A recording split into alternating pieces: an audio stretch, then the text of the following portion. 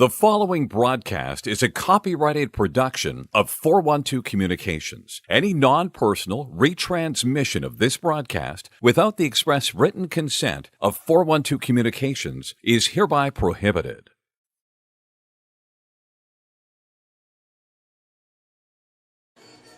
Hi, hello, and good afternoon, ladies and gentlemen. Welcome back to today's broadcast of the Atlantic Coast Collegiate Hockey League's Men Division I playoffs, live exclusively on the 412. A pleasant good afternoon, everyone tuning in to today's broadcast as we welcome you back inside the glass of Fred Rust Arena in Newark, Delaware. My name is Trey, Wright for the 412, as we preview briefly our second game of our quadruple header here today and tonight at Fred Rust Arena, between the designated visiting Syracuse University Orange and the designated home team, the University of Kentucky Wildcats. And it is shaping up to be an exciting game between two of the best teams in this conference here. Of course, you've got the number one ranked Kentucky Wildcats in the Southern Division, and Syracuse, who off to a little bit of a rough start and middle to their season. They're looking to end out on a high note. But both these teams in their first seasons here in the ACC. So we take a look at the upcoming storylines for the Kentucky Wildcats, coached by 8th season head coach Tim Pengram.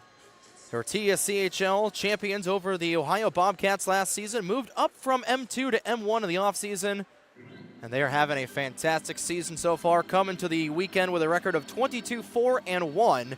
Compared to the Orange, who are 10-19-4 coming into this weekend. The Chris Timmons-led Orange are right back into the playoff fight after falling to the University of Delaware 5-4 in last year's ACCHL championship game. They're looking to rewrite history in their first year with the ACC. But it is going to be a fun one here, like it always is. And we're like we said, we're in for a good one here today in Newark. As both teams coming out onto the ice. We'll send things over to in-arena announcer James Witherite for pregame ceremonies to get today's game underway between Syracuse and Kentucky, live from Fred Rust Arena in Newark, Delaware, here on your home for every single game for the Atlantic Coast Collegiate Hockey League M1 tournament here on the 412.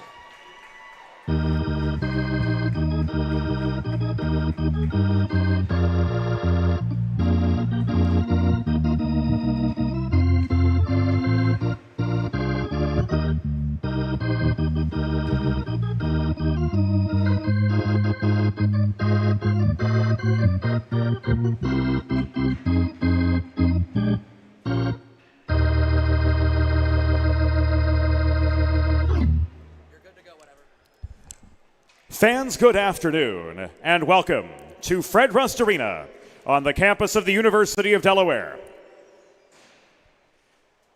Today, the American Collegiate Hockey Association and the Atlantic Coast Collegiate Hockey Conference present a Men's Division I quarterfinal matchup between the designated visitors for this game, the Syracuse University Orange, and the designated home team, the Wildcats of the University of Kentucky.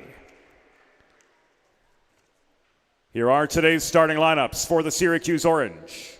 Starting in goal, number 40, A.J. Finta. On defense, number 14, Jake Brown. And number 23, Connor Chesner. At left wing, number 18, Nathan McLean. At right wing, number 8, Ryan Thomas. And at center, number 37, Ben Brandt.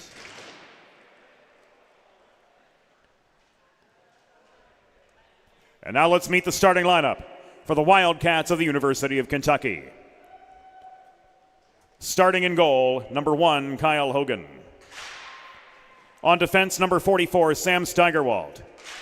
And number 11, Nate James. At left wing, number 10, Connor Ribstein. At right wing, number 21, Nick Delaney. And starting at center, number 19, Preston Hazelton. The on-ice officials for today's game, as appointed by the American Collegiate Hockey Association, are referees Rich Jondo and Jason Zorfus, and linespeople Josh Kurtz and Trey Smith. Fans, at this time, we ask that you please direct your attention to the American flag, located directly above center ice, as we honor the United States of America and those entrusted with the defense of this nation with the Star-Spangled Banner.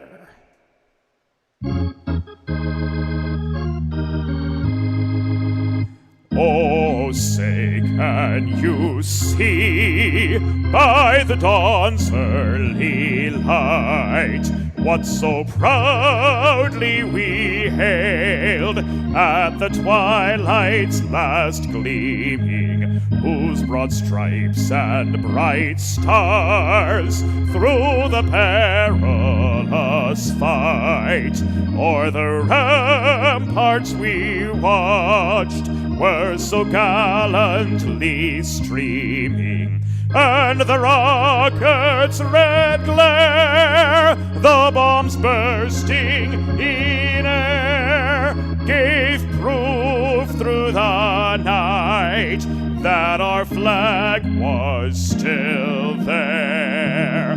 Oh, say does that star-spangled banner yet wave o'er the land of the free and the home of the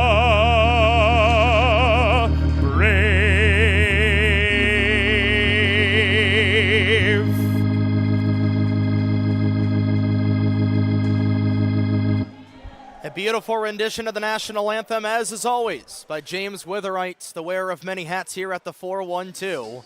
As we get ready to rock and roll, there is nothing in the world quite like playoff hockey. We even had a flyover from the pigeon that's been inside the barn over the last game or so. So Joe Sindoni and I have dubbed him Honus the Pigeon.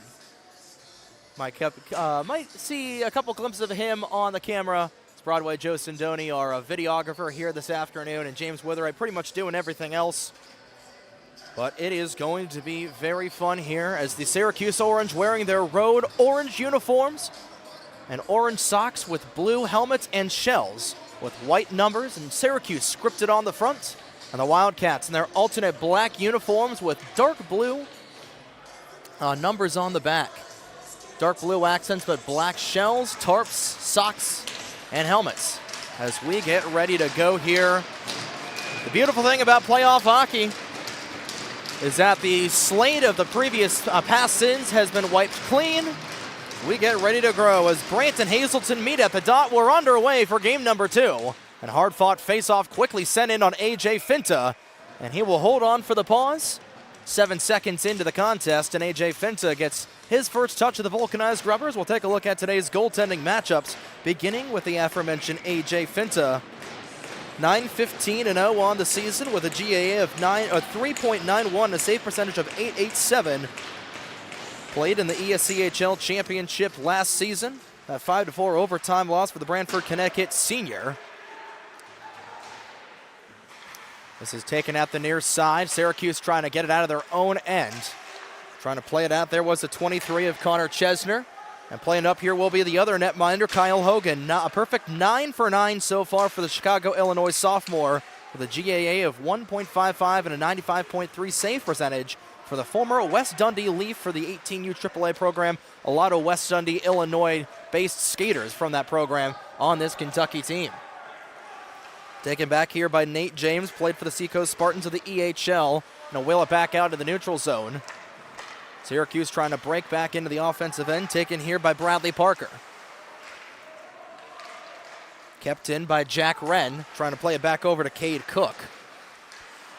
Cook tried to get it back over to Jack Wren, right in the far side corner, and Syracuse trying to set the momentum going here, but it's taken back by the Wildcats.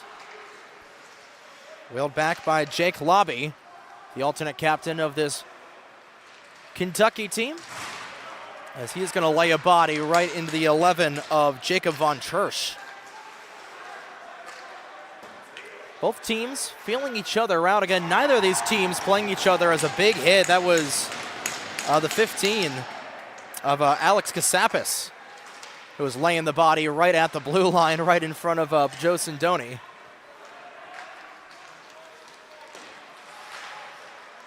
Comes back out into the defensive end and trying to take it back the other direction. There was Matt Hamacher, excuse me. Pad save, rebound came right back over, and a chance there for Syracuse. That was the 19 of Cam Gaffney. This will trickle all the way back down. We're chasing after it. Will be Robbie Murphy. And now Syracuse tries to take it back from their own direction, but it's wheeled back out here into the offensive zone. Again, neither of these teams played each other in the regular season. This is the first ever meeting between these two programs. It's 2-on-2 taken back, and we got one orange skater in the crease. I don't think putting a player in the crease is going to constitute for any points. It will remain tied at 0-0, 17:40 to go in the first period. And Syracuse with the first 3 shots on goal. And we saw in the previous game where Delaware, who came in as one of the lower seeds, absolutely trouncing the Ice Pack of North Carolina State 3-0 with a final shot ratio of 43-16 in favor of the Blue Hens. Again, that is a great thing about playoff hockey, where it doesn't really matter what you do in the regular season. Again, Syracuse, they're under 500 coming into this game. As Chris Fanning trying to wrap it around, but they've got the opening 3 shots onto the Kentucky goaltender of Hogan. That one will go up and out of play for yet another stoppage. But again, this is a Kentucky team that is their freshman season up at the Division I level. They were a career M2 team up until this past season when the ACC announced that they were going to be moving up to the Division I. So a lot of teams moving up, and a lot of these teams moving up, moving over, just like Syracuse did. We're part of that ACCHL until last season when the ACCHL unfortunately folded. This pops back out in the neutral zone, taken back here by Robbie Murphy. Not able to keep it in was Syracuse. Kentucky back with it. Nate James pinned there for a brief moment, trying to wheel it back out is Thomas. Thomas opening up a gap for Nathan McLean. McLean over at the far side corner. Back to the point. That was Chesner wearing 23. Try to get it back over to Ben Brandt, team leader in points, and this will be cleared off. So pop back out in the neutral zone, trickles all the way down and right back into the possession of Chesner. Chesner looking for the stretch pass, denied. Wheeling it back the other way is Anthony Santangelo. They score! So on the first shot of the afternoon for Kentucky, the Wildcats draw first. And it's 1-0 UK. Nick Delaney firing one right onto AJ Finta.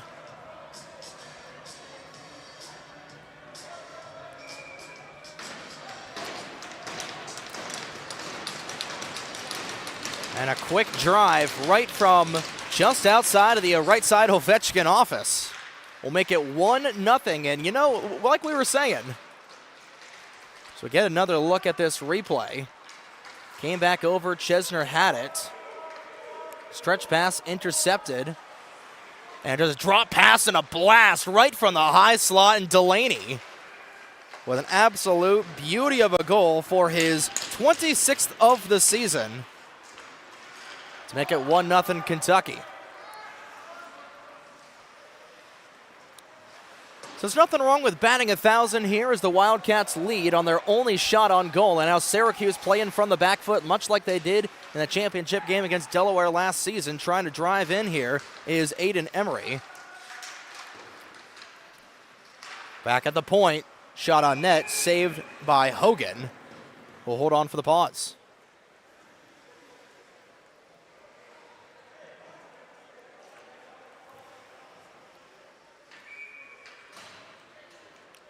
Kentucky goal, 26th of the season, scored by number 21, Nick Delaney. So Delaney and Santangelo will be the only two players on that list.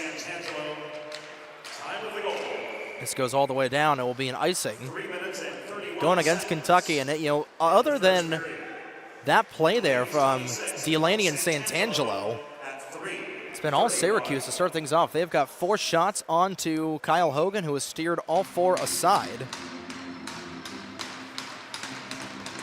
But it's that tone-setting goal. Quick shot just goes wide. That was a chance there once again by Bradley Parker. Another chance going wide, steered aside there. That was Hamilton Nordwin that time, who was trying to put one from the blue line. Wheeled back out by the Wildcats, and they might have numbers, a potential through on 3. That'll be a shot on to Finta. He'll make his first official save of the afternoon, and now in transition comes Syracuse.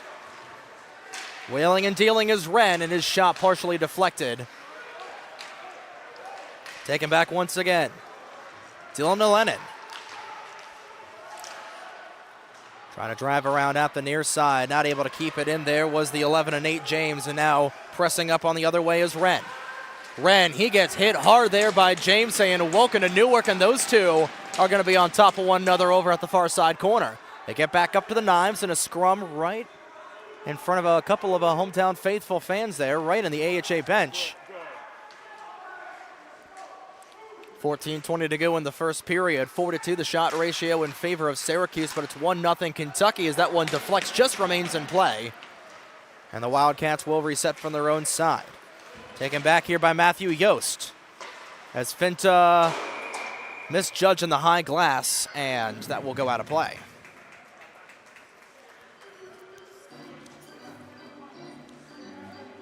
And the real main sticking point for the Orange in this season has been a lack of depth scoring and goal production out of the Syracuse team. They came in here with only 63 goals on the season compared to the 93 that they had given up. So goaltending has not been an issue. It's just been the goal scoring that has really been that one thorn in the side of this Syracuse program. And on the other end of the ice for Kentucky, that's really not been an issue, as the Wildcats have been able to put 131 goals up on the board in the 27 games that they've played so far in the regular season. But again, playoffs, you go into the playoffs and that means absolutely nothing. As Jake Brown trying to get it back up to the top of the zone. Taken back by Jack Duffy. Duffy was trying to get it back over to Fanning. And it's Carter Rugg who will keep it in. Rugg spinning away from the opposite 4 of Yost. Rugg still with it. Trying to play it back over to Chesner. Chesner back to the point, and it'll be deflected out of play off a shot from Jake Brown, team leader in penalty minutes for the Syracuse Orange. The St. Louis, Missouri native will freeze play as we approach the midway point in period number 1.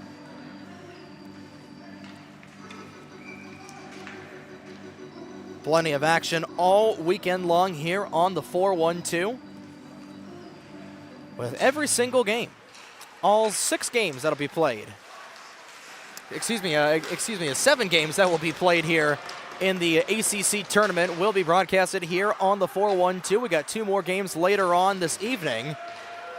There's a couple players going down. It's a one-on-one the other way. Quick shot off of the iron and just barely missing out of the net. And A.J. Finta thanking his lucky stars. That did not roll off the back end. It was get another look at this play. It was a one-on-one down the far side. I believe that was Nate James getting on his horse. Puts it, beat the goaltender, and just goes quickly in and out off of that right pipe, and remains 1-0 for the Wildcats. And they haven't had a whole lot of shots onto Finta, but they have had some quality chances onto the Syracuse senior.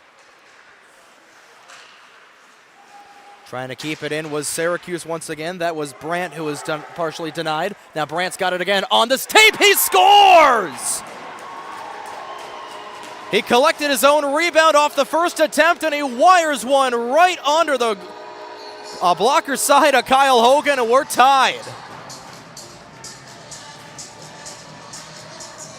29th point of the season for Brandt, 18th goal of the year. Wide open and just picked that glove side of Hogan, and he absolutely lasered it. And ladies and gentlemen, it is a brand new hockey game in Newark. We're tied at 1. We'll get the particulars for you shortly, but finally, we're going to have both teams score here in our second game of the afternoon. And now the Orange coming back the other direction once again as Sean Caddo is going to get the only helper on that goal for Brandt. Now Syracuse trying to get things going. It's still loose under the gear of Hogan. 7-31. And we'll get the pause with Hogan making the save after Syracuse thought he had bobbled it for a brief moment with 11:57 to go in the first period.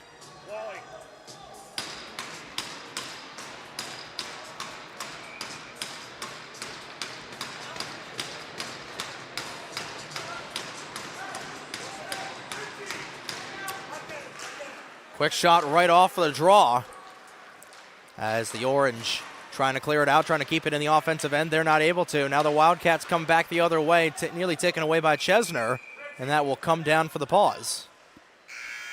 And this will be our media timeout with 11:45 to go in the first period. We're tied at 1 goal apiece between Kentucky and Syracuse.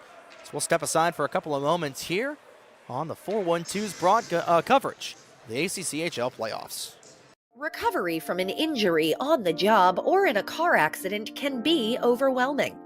The expert team at the law office of Heather A. Long can carefully explain your options and advocate for you through the process of claims, proceedings, and settlements. To schedule your free consultation today, call the law office of Heather A. Long at 302-466-5664 or visit injuryde.com. Whether you're a competitive athlete or a weekend warrior, a sports medicine physician is an important player on your health team. With years of experience treating high school, collegiate, professional, and everyday athletes, Dr. Brad Bly of Delaware Sports Medicine is the specialist you need to achieve personal bests and lead a healthier lifestyle. And with clinics in both Wilmington and Townsend, Delaware Sports Medicine is here for every athlete in your family. Visit desportsmed.com today to learn more. And we're back after that TV timeout in a 1-1 hockey game approaching the midway point through the first period here on the 412's coverage of Syracuse and Kentucky.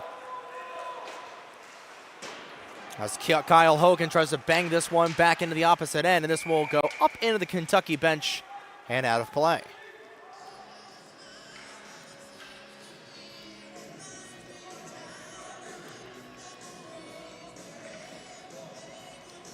Goals in this contest so far coming from Nick Delaney for the Wildcats, and just moments ago, Ben Brandt was able to knot up this game with 11:24 to go in the first period. Face-off is won by the Orange. Trying to take it back the other direction once again was Robbie Murphy. No such luck there, and now Mark LaRue, the captain of the Wildcats, not able to keep things in, not able to get things out of the neutral zone, and now he will. Not able to do anything as he tries to drive around the 22 of Duffy. Duffy lost in the offensive end, and now the Wildcats will take it back the other way. Some good back and forth hockey as we're going to get a whistle here for what I believe is going to be a high stick.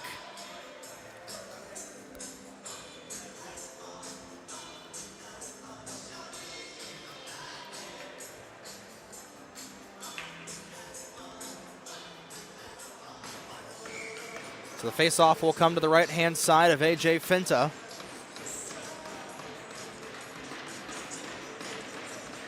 It's Gabe Rodriguez off of the draw. He will win it, but now Syracuse quickly just trying to make quick work of their own end. Taken back here at the near side by the Orange as Carter Rugg will dump it in. Rugg had it and lost it. Taken back here by Michael Supan. Supan now fighting with Wren over the far side. Excuse me, that was the 18 of McLean. Trying to backhand it out of there was Caddo, as the only assist for the Orange so far in this contest, kept in by Chesner. Chesner with a drive, nearly redirected home there by Chris Fanning, and Hogan saying no. And that was about as textbook of a redirect in the low slot as you could get there from Chris Fanning, the former Lehigh Valley Phantom from nearby Bethlehem, Pennsylvania, just about an hour and a half's ride. Back up in the great Keystone State of Pennsylvania, and he nearly gave Syracuse their first lead of the afternoon as we're still tied at 1. 10:18 to go in the first period. That one goes wide of the goal mouth, and the Wildcats will take it the other way, and they've got numbers. Shot on the outside of the net. Finta nearly had the rebound, but he couldn't cover up. Hazelton trying to lay the body in the opposite corner, and he's still got it on the other way. Trying to get it back there for James. James with a drive, Finta with the save. Now Syracuse will reset from their own end, but Nate James will take it back. He's got in the neutral zone. Rather, that was the 10 of Connor Ribstein.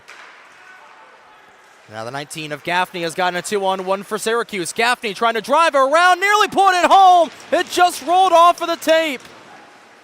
Syracuse continuing to press. They've got 9 shots on goal. Only one of them has gone past Hogan, but Hogan got away with one there. Now both goaltenders having their lives flash between their eyes. Side of Kyle Hogan for the Chicagoan. Past the midway point through the first period. In case you're just tuning in, it's been a good one so far with Kentucky and Syracuse tied at 1. Brown trying to put on and off of the crossbar. That was Brandt looking for his second of the period. So now both teams catching iron. And the Orange continue to press on. Shot was blocked there by a Wildcat. Brandt knocked hard into the corner boards. And just trying to get it out of there once again was Patefield. Still trying to keep it in there was Patefield, and now we'll clear it out. Looking for a hit there was an Orange player. That was Chesner who was looking for a hit. Patefield looking to lay the body, and he gets a little bit on. And now some physicality after the whistle. And none of the players on either of these teams has really a halo on their head. You take a look at the penalty matchups. 600 for Syracuse this season and 536 for the Wildcats of Kentucky. Those two are the top 2 out of the entire ACCHL. So we're expecting a very physical, combative game between these two teams. A lot of extracurriculars after the whistle. And especially in a playoff game where all the little stuff is going to go. We're bound to see some fireworks here in Newark about 4 months away, around 5 months away from the 4th of July, and nearly a chance there for the Wildcats once again. That was Boyan, who was looking for a brief chance.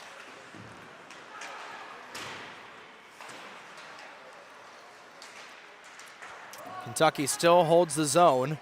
Coming back over to here is Santangelo. Santangelo trying to keep it away there from Cook. And now Syracuse has got it the other way. McCormick dropping back, trying to get it to Emery, who wasn't able to get a clear shot off. And then there was Eli Pendergast. He'll be taken back out to the neutral zone for the 22 of Duffy. Looking for the dump and chase, and a partial change here are the Orange. There's a couple more players colliding. That was Parker colliding once again with Santangelo. Dumped in the other way. Sean Caddo trying to put it right back on the stick of Parker, and this will go all the way down and will have enough legs for an icing, as Nick Hahn will be the first Wildcat skater to get back there.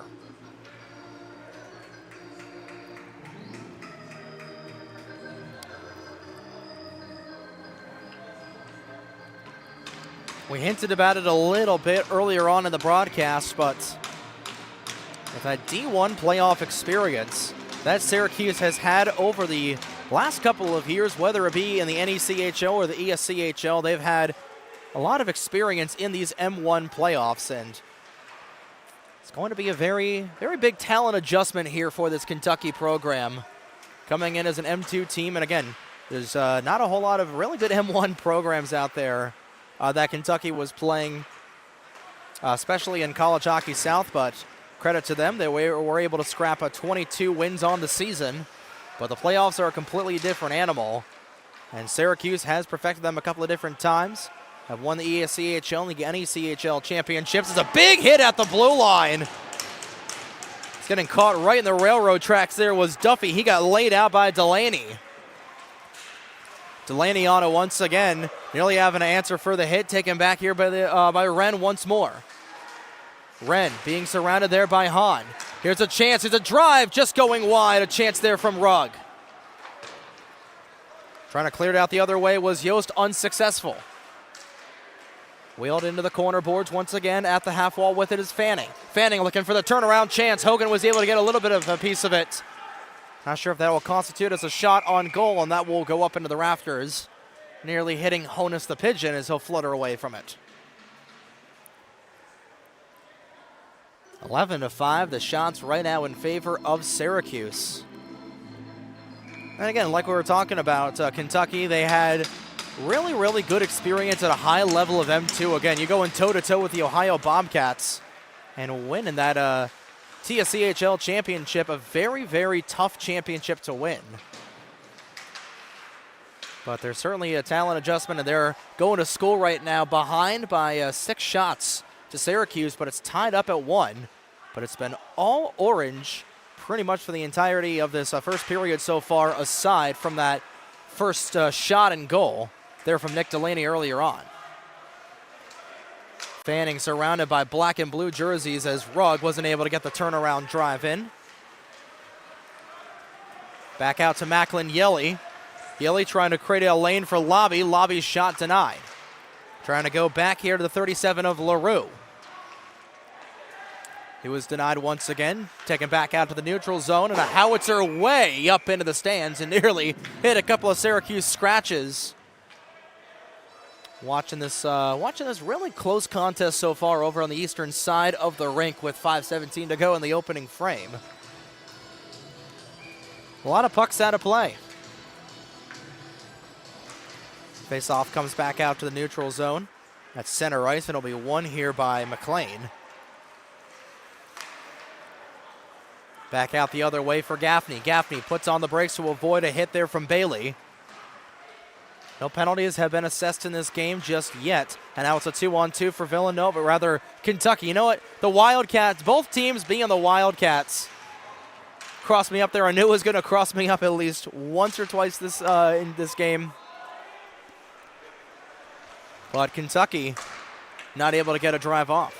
Let's throw Arizona in there for good measure, too. Why don't we try?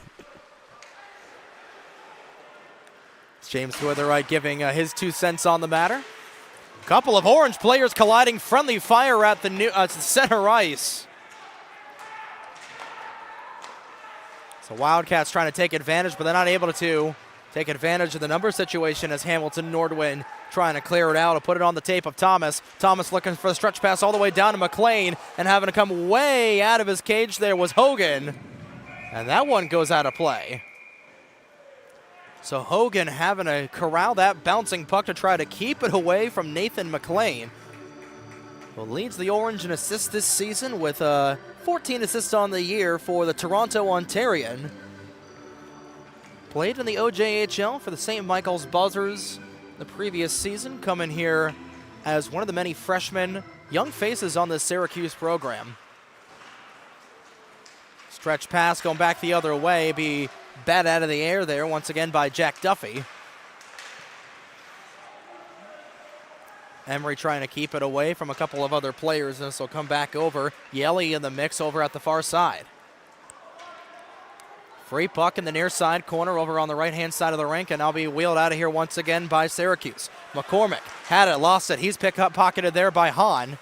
Trying to make quick work and a dump and change here are the Wildcats, and they'll do so off of that pitch in there by the 15 of Casapis. Lobby is not able to get across the blue line. I'll be taken back here by the Orange in their own side. Quick passing here by Syracuse, but Emery nearly had his stick lifted there. And it's intercepted once again by the Wildcats, and here comes Kentucky the other way with Lobby at the near side. Lobby able to drive around one defenseman who was trying to go over the shoulder of Finta. A little too much pitch in the wedge, and that'll go up into the netting once again.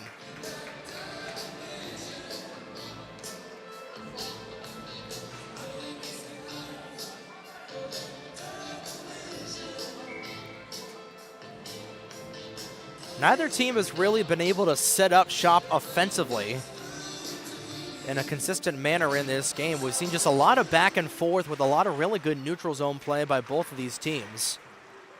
A lot of good defensive zone stay-at-home play as well, as this is not going to have enough legs for an icing, as Kentucky skater was able to dump it in right past the red line. So working from their own end and deflecting that one on the other way was Cook. Trying to play keep away there was the 15 of Casapis once again there for Kentucky, and he gets leveled. Steigerwald Trying to keep it away there from Cook. Those two colliding at the half walls. We've reached the final 2:33 of the opening period. A good one so far, tied at 1. Both of these teams looking for a little bit of a ledge going into this middle period. This one goes underneath the glove of an orange skater, and now it's a 2-on-1 here for the Wildcats. Trying to drive around, wide open net, and Finta was out dead to rights, but not able to take advantage of that. There was Gabe Rodriguez who was tied up. Now a nifty move, what a chance and what a save there by Hogan. He robs Wren. Wow, Jack Wren has had a couple of really good chances in this period so far, but Kyle Hogan playing the hero. So a long way to go, and now potential 2-on-1. Nearly a breakaway chance, looking for a little bit of a chip pass there. Once again was Charlie Chinian, but save made once again by Finta. We'll get a replay.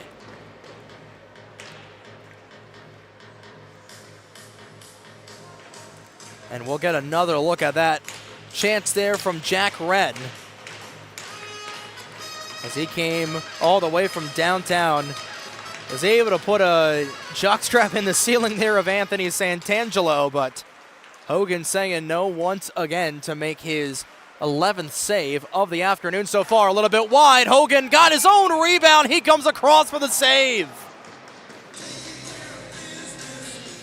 And we'll get another look at the replay as a quick drive right off that defensive zone draw for Syracuse.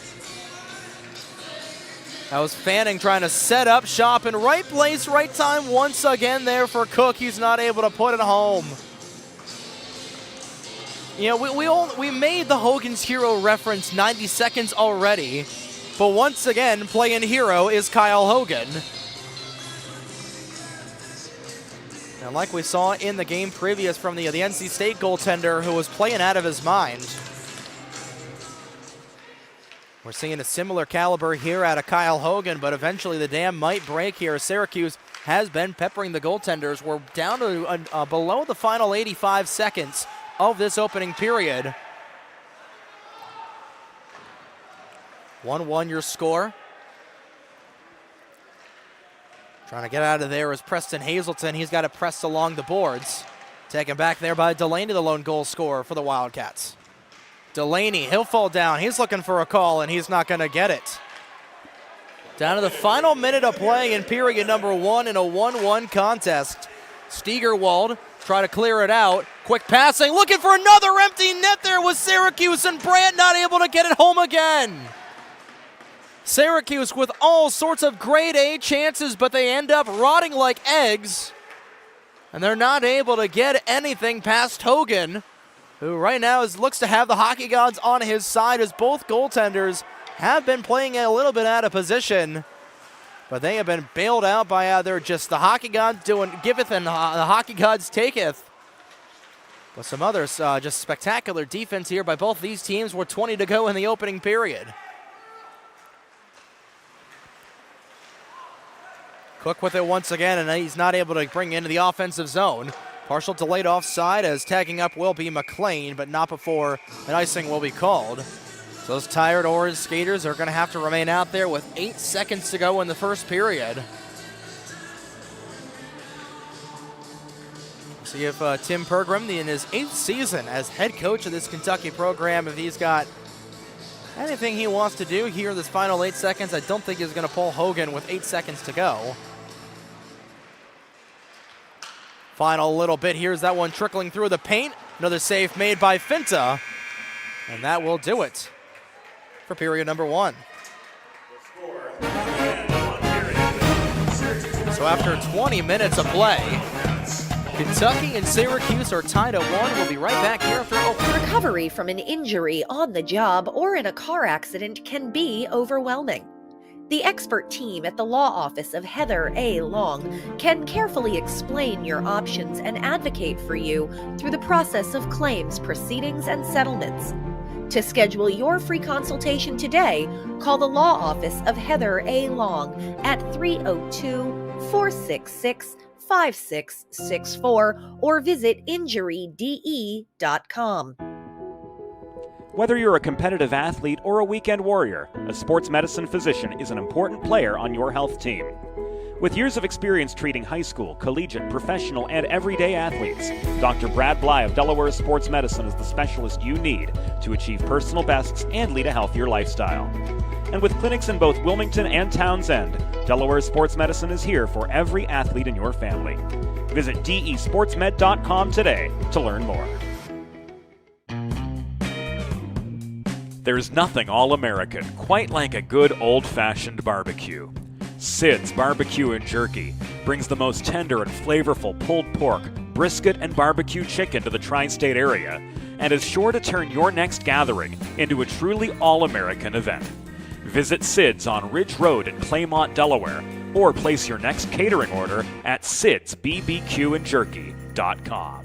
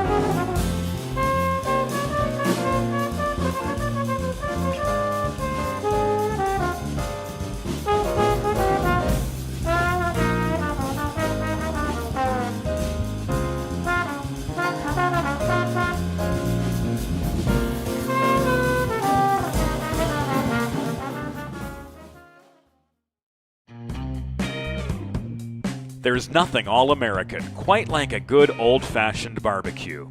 Sid's Barbecue and Jerky brings the most tender and flavorful pulled pork, brisket, and barbecue chicken to the tri-state area and is sure to turn your next gathering into a truly all-American event. Visit Sid's on Ridge Road in Claymont, Delaware, or place your next catering order at sidsbbqandjerky.com.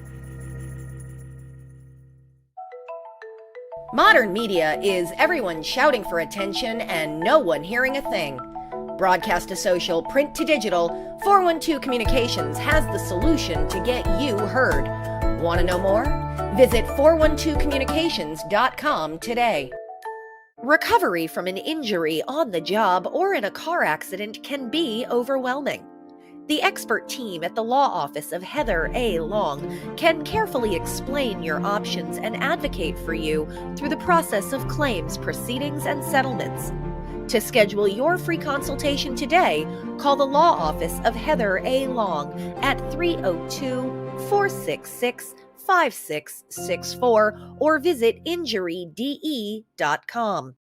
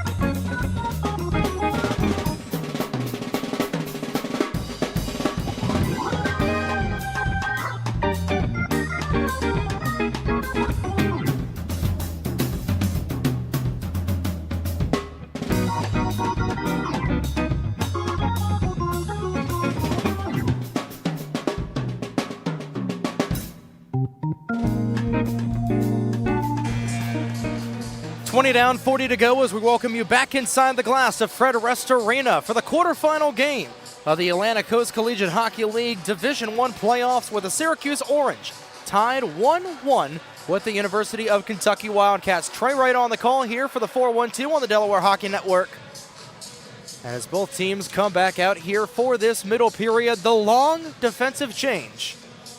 We've already seen a lot of excitement in this game. 1 goal apiece for either side. We're bound to see some excitement from either side as well.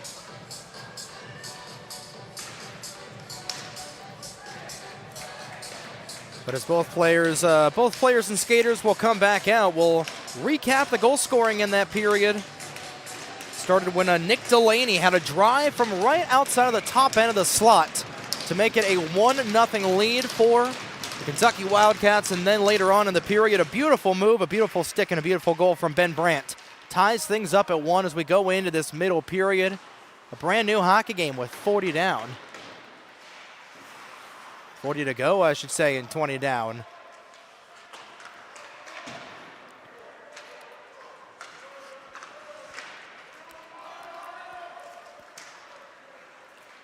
Connor Chesner had it, lost it as he was knocked down to one knee, taken back by Eli Bailey. Bailey looking for it, and that will deflect up into the netting and out of play once again by the stick of Finta. Shots 14-8 in that opening period in favor of Syracuse. We've been playing from behind, but if you've been watching this game, it really hasn't felt like it. They've had a lot of really good chances, a lot of them snuffed out by Kyle Hogan, and the puck luck not really going their way a couple of different times. Trying to bank it out of there was Duffy, and trying to set up Parker onto his horse. Parker with a drive from the outside, and that short side chance goes wide off of the end wall. Nate James will take it, try to get it back out there the other way. Jack Wren on the other side, he'll fall down, he'll blow a tire, kept back in the point. Partially blocked there on a drive from Duffy. Another chance, and that will go up into the netting once again. Both players on either side, they're having a really hard time hitting the right kind of netting, because they've been hitting the outer protective netting on either side of the rink, but other than that, they have been able to hit the twine, the white twine. They've been able to tickle it a couple of different times here.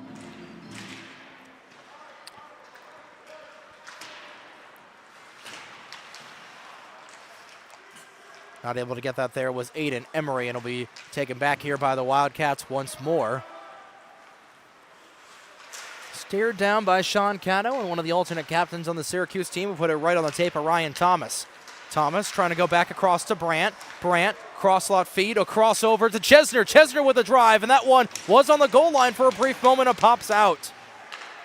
Another grade A chance there for the Orange. They're not able to convert, and that one once again will go out of play.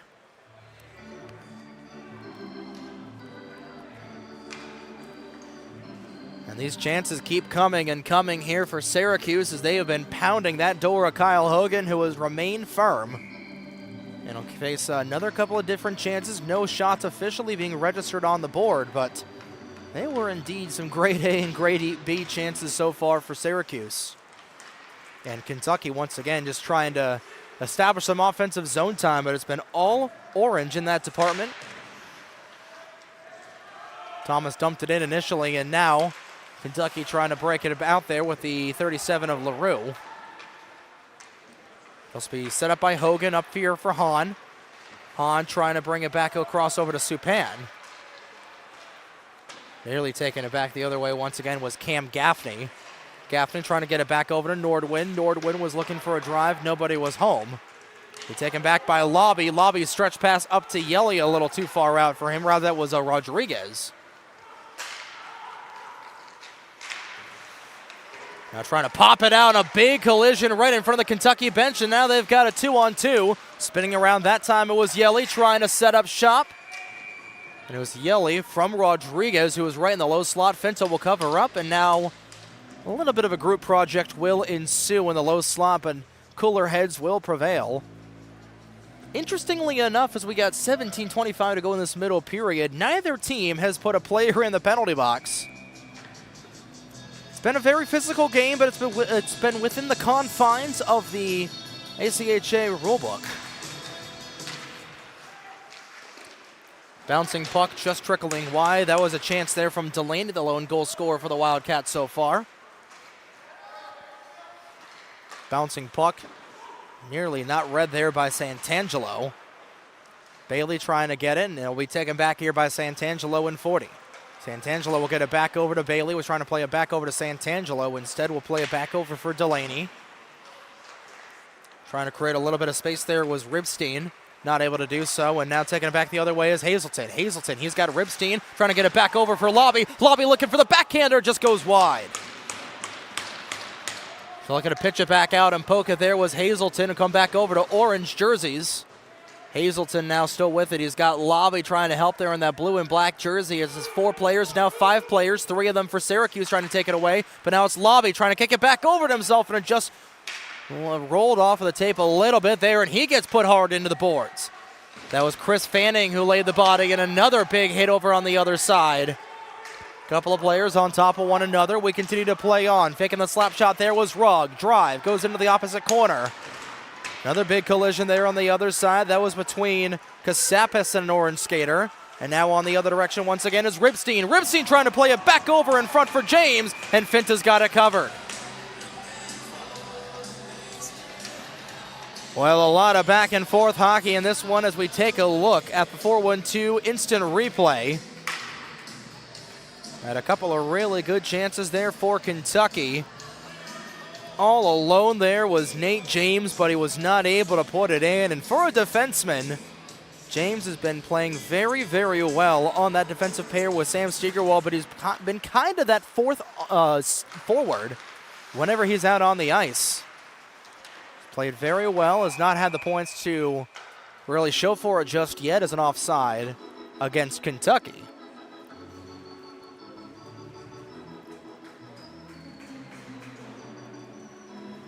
So the Wildcats are offside. The faceoff will come right in front of the Kentucky bench, right in front of Tim Pergram, 8th season as the Kentucky head coach here, with his son Clay Pergram also on the bench here, along with Ryan Ford and Jacob Galloway.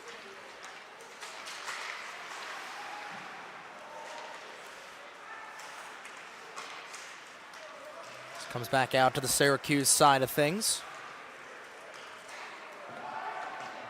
Icing is waved off, and having to quickly get back into position there was Hogan. Flipping it down the other way, there was a Kentucky skater, and now on the other direction there is Yost was looking for the spring pass up for LaRue. LaRue goes hard in and a heap right at the Zamboni door, saying thank you very much for the free puck is going to be Duffy. Goes all the way down, and first one back to the vulcanized rubber is Supan, so there'll be an icing going against Syracuse with 15:04 to go in the second period. Glad to have everybody aboard. It's a 1-1 hockey game.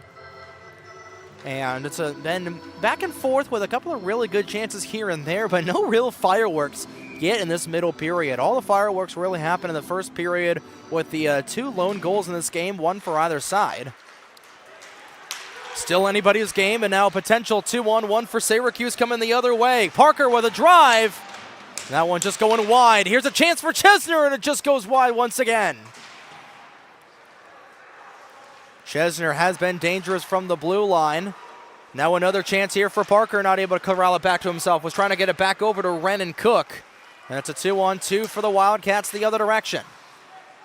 Playing it back down is Parker. Getting it back over to Jack Wren with Parker at a 6 o'clock. Wren will take it himself, trying to get around Bailey. Wren was looking for somebody in the low slot. Nobody was home, and having a wheel all the way back down is Connor Chesner. He'll sling it up back the other direction. That was intended for Wren once again. Taken back here by Steigerwald. Steigerwald with a drive. He's going to draw a penalty here. And it's going to be a slash going against Syracuse by the looks of it. And we're going to have our first power play and penalty kill set of this afternoon.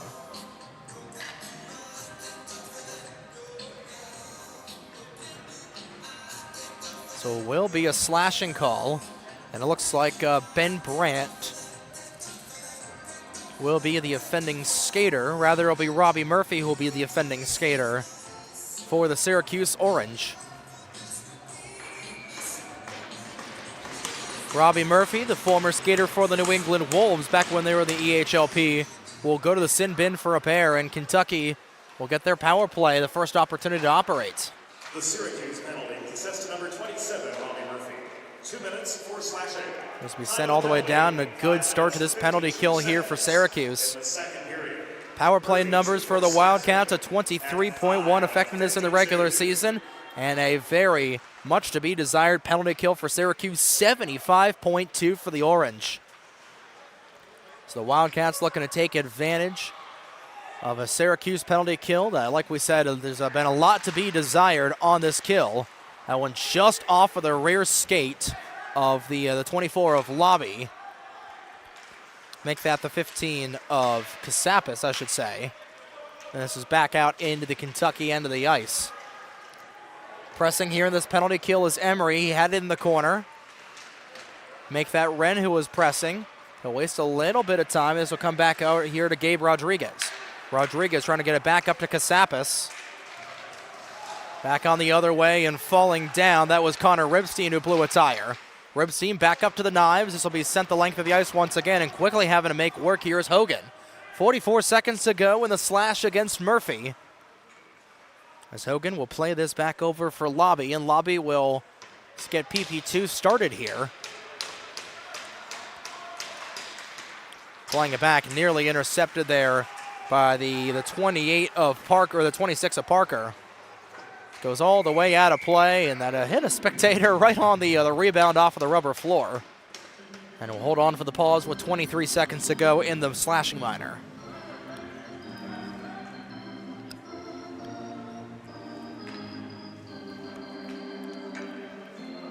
.12:30 to go, about 30 seconds away from entering our TV timeout window. And Kentucky looking to enter this media timeout ahead off a power play goal, but another really good kill so far here on another good clear on this kill. Once again by Syracuse as McLean was able to backhand it out of the defensive zone. 6 seconds to go in the slashing call, and that will likely do it here for the game's opening power play. Trying to change that there was Chinian. That goes a little bit wide, and we're back to 5-on-5. So a good kill here for the Orange on their first penalty kill of these playoffs. Trying to get it back out there is Brandt. Brandt had it, lost it, pitched back in. Finta's got it, and he will hold on for the pause as a couple of skaters will convene. We'll get a little bit of a group project here as we enter our media timeout. 11:46 to go in the second period. We're still tied at 1 here at Fred Rust Arena between Syracuse and Kentucky here on the 412. There's nothing all-American quite like a good old-fashioned barbecue. Sid's Barbecue and Jerky brings the most tender and flavorful pulled pork, brisket, and barbecue chicken to the tri-state area, and is sure to turn your next gathering into a truly all-American event. Visit Sid's on Ridge Road in Claymont, Delaware, or place your next catering order at sidsbbqandjerky.com. Modern media is everyone shouting for attention and no one hearing a thing. Broadcast to social, print to digital, 412 Communications has the solution to get you heard. Want to know more? Visit 412communications.com today.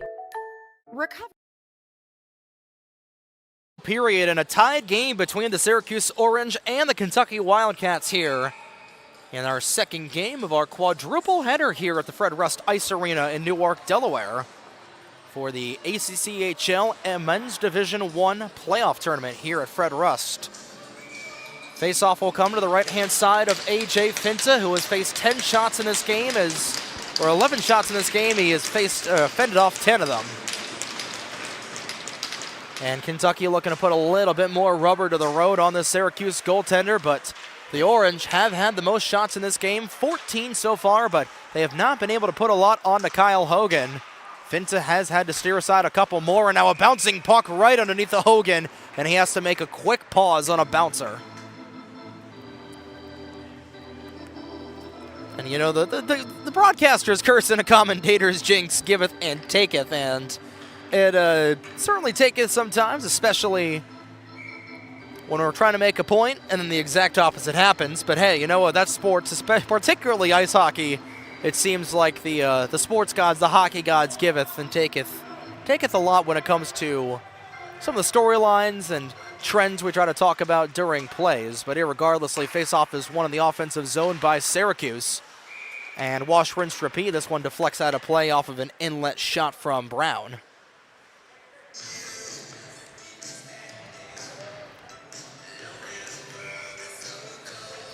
But taking a look at the upcoming schedule for the rest of this weekend. Later on here at 5 o'clock, the Tar Heels of the University of North Carolina, Chapel Hill will take on the Panthers of the University of Pittsburgh. Mark McClure will be on the call. That'll be taking place at 5 o'clock Eastern Time, right here on the 412 as the puck just going through the blue paint. And then James Witherite will be back on the headset later on at 8 o'clock for the final game of our quadruple header between the Cardinals of Louisville and the Seawolves of Stony Brook. As Louisville will try to take down Stony Brook in what is going to be a really, really good battle between a couple of those teams. And taking a look at tomorrow afternoon's slate, a 7:30 and 9 o'clock slate for tomorrow for the ACC semis. We do know that one of the teams that will be there is trying to make it the other team there. Once again, there was Nick Delaney looking for his second, but that was deflected away. We do know that the University of Delaware Blue Hens will be one of the 4 teams represented in the semifinals, as this will go down for an icing call.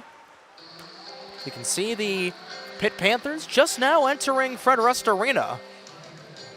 Like we said, they will take on the University of North Carolina Chapel Hill Tar Heels later on at 5 o'clock right here at Fred Rust Arena.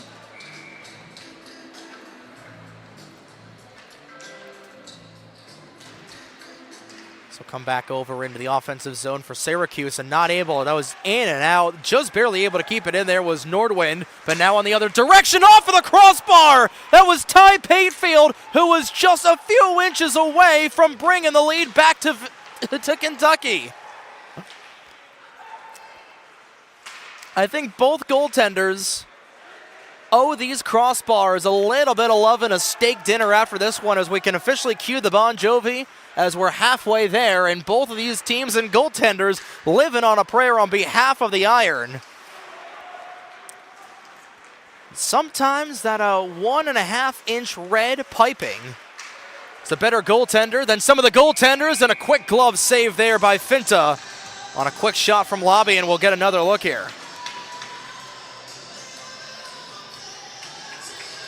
And just another quick rush play out of the defensive zone, this time from Kentucky. And Patefield was nearly off to the races, had all the space in the world, and he had Finta dead to rights, but not able to beat that crossbar.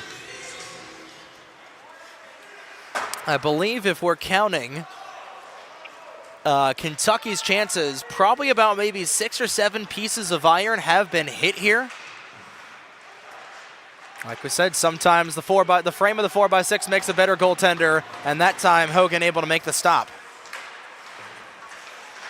Back and forth we continue to go as neither team has been able to gain a little bit of an edge. It's a much more even second period of play compared to what we saw in the first, where it seemed like it was pretty much all Syracuse except for the score. A couple more players getting intertwined with one another behind the play, and now the physicality starting to get into it here. Caddo will rim it around. Hogan will play it, trying to intercept that play. There was Parker over at the far side. Getting railroaded there once again was McCormick, and another quick shot there as Hogan was able to just barely get enough of a piece to sear it aside, and that one will go up into the Syracuse bench, where it came a couple of feet away from hitting Chris Timmons right in the noggin. 4th season at the head coach helm for the Orange, with Jordan Allhart, Jonathan Laurie, and Zachary Goldberg joining him on the bench here for his staff.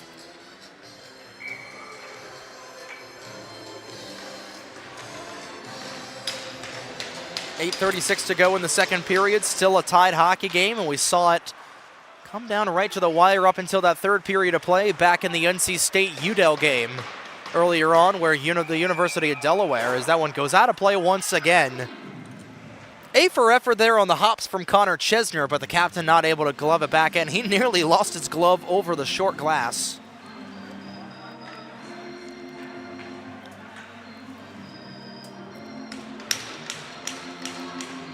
And this face-off will come back out into the neutral zone.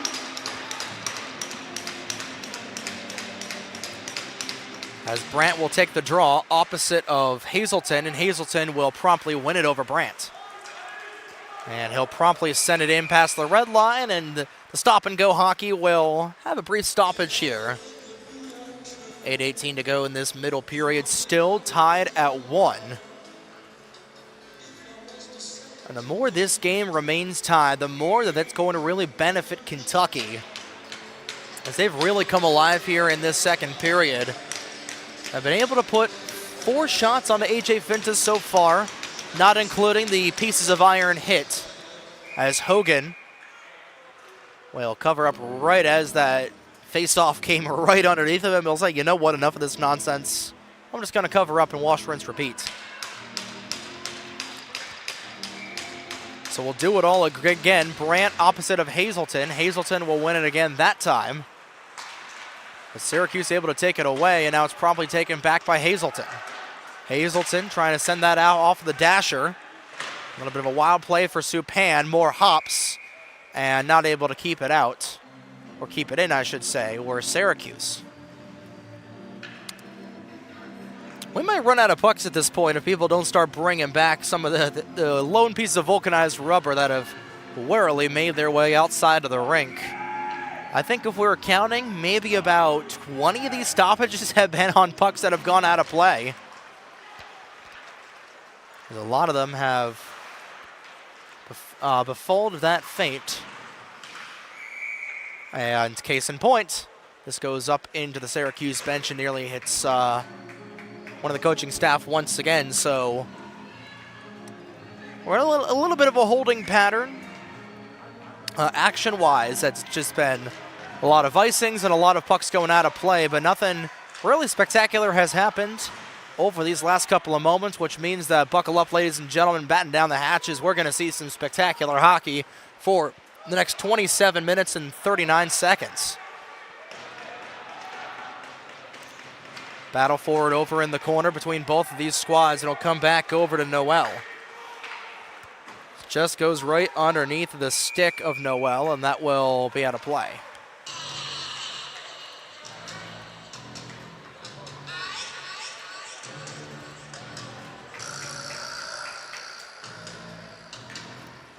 And it actually looks like we're going to get a penalty here going against Syracuse. Cam Gaffney is going to go to the bench.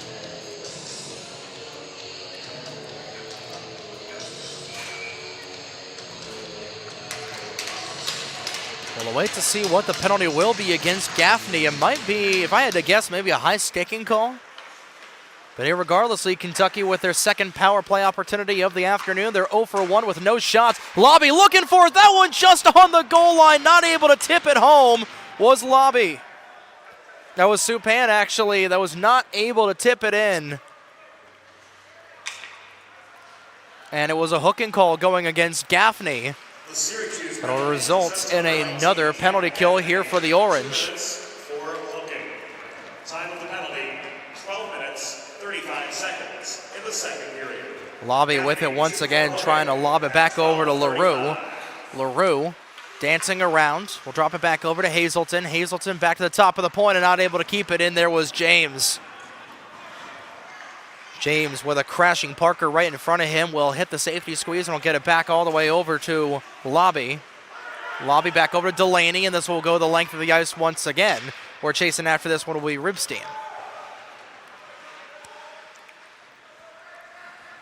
6:19 to go in counting in period number 2 with 50 seconds to go in the penalty against Gaffney.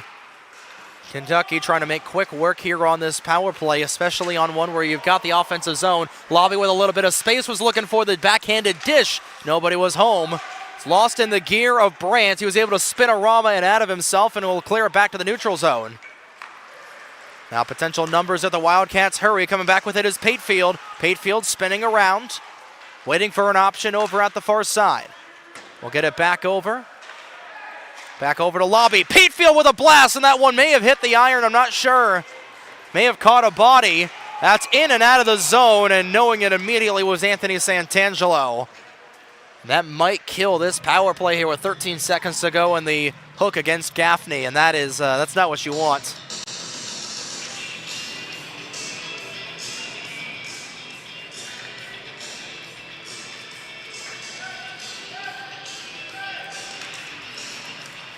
Wren wins the draw, not quite cleanly, but it'll be enough to take it back out into the Syracuse end. 6 seconds to go in the penalty against Gaffney, looking for one last gas are the Wildcats. They're not able to convert. Gaffney waiting a spring out of the box, and he will do so. We're back to 5-on-5, and 2 consecutive kills here for Syracuse. We'll keep them right in the dance. We're still tied at 1, approaching the final 5 minutes of play in this middle period. But back and forth period so far, neither team has been able to gain a ledge or any sort of advantage. But Kentucky has been slowly but surely creeping back into this contest. Again, might not reflect that on the score sheet, but you look at these shots on goal, just about even. 14-16, still in favor of Syracuse, but Syracuse looking to get another chance here. Looking to drive around on the right on the goal line, and getting it there was Hogan for the pause. And let's get another look at that. That was Cook who generated that play, try to get it back over to Wren. Wren was looking for the wraparound, and sticks went high in the air. And Hogan was trying to block off that play from Cook, who was in the low slot. That was a design play there by Syracuse. So they weren't able to, not really taking the bait there was Kyle Hogan. And he'll hold on once again with under 5 to go in the second period.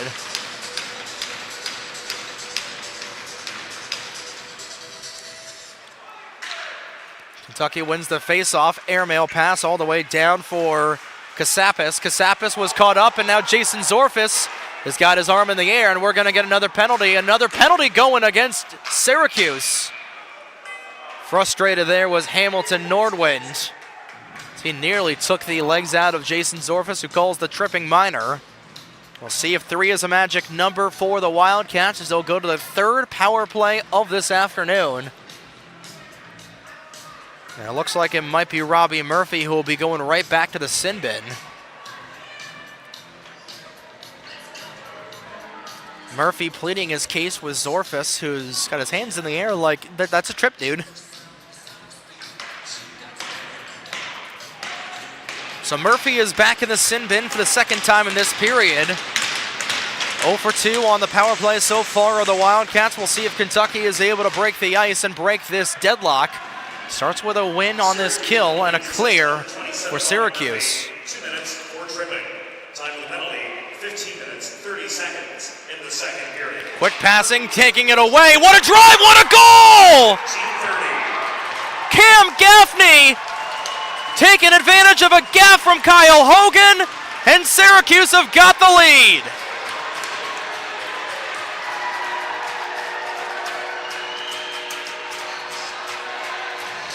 We'll get another look at that. We said that it was a great chance for Kentucky to try to take it away, but an unassisted goal flying through the air, Bobby Orr style, was Gaffney. And that was Nathan McLean, who said, "Thank you very much." And a short-handed potential dagger with 4:14 to go in this second period of McLean. Looking like John McLean flying there. And then here's another short-handed chance. Looking for it again is Brandt. He's not able to look for the backhander. Syracuse, short-handed goal. 7th of the season, scored by number 18, Nathan McLean. Chance there for Delaney, goes wide, and now we've got an injured Wildcat on the ice. As subsequently this goes out of play. McLean 7th, unassisted at 15:45, a short-handed goal. And now some pushing and shoving and a little bit of a group project there for Ben Brandt. As I believe that might be Sam Steigerwald, who is down on the ice, and he is And a little bit of discomfort here. He's got the trainer on him and not sure if he took a hit up high, but he seems to be in a little bit of rough shape as we get a look at McLean. His 7th goal of the season, short-handed on just a grab-and-go play.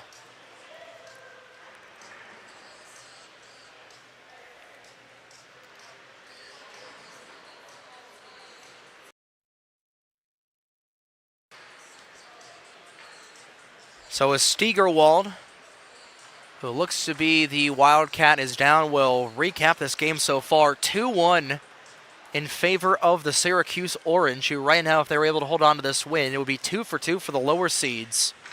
Winning here this weekend at Fred Rust. It was all the goal scoring got started when the Kentucky Wildcats were able to find the back of the net off a clap bomb from Nick Delaney, but ever since that moment, it's really been all Syracuse so far, as Steigerwald is able to get back onto the skates, and he will gingerly skate back over to the Wildcats bench, and that is a really good sight to see there. So Steigerwald will be assisted back over, but then 2 consecutive goals here coming from Syracuse. One of them was a nifty do-it-yourself goal from Ben Brandt with his 18th goal of the season. And right here and right now, just a few moments ago, Nathan McLean looking like John McLean, flying through the air and able to net a shorty to give Syracuse their first lead of the afternoon. And we'll have a discussion between the 2 referees with 3:49 to go in the second period. But again, recapping the day so far, a 3-0 win for the University of Delaware in the earlier game against the Ice Pack of NC State. They will move on and play tomorrow at their home barn. And the upcoming games here later on between, for the 5 o'clock game later between UNC Chapel Hill versus the University of Pitt. Mark McClure will be on that game, and then Louisville versus Stony Brook with James Witherwright will be at 8 o'clock Eastern Time.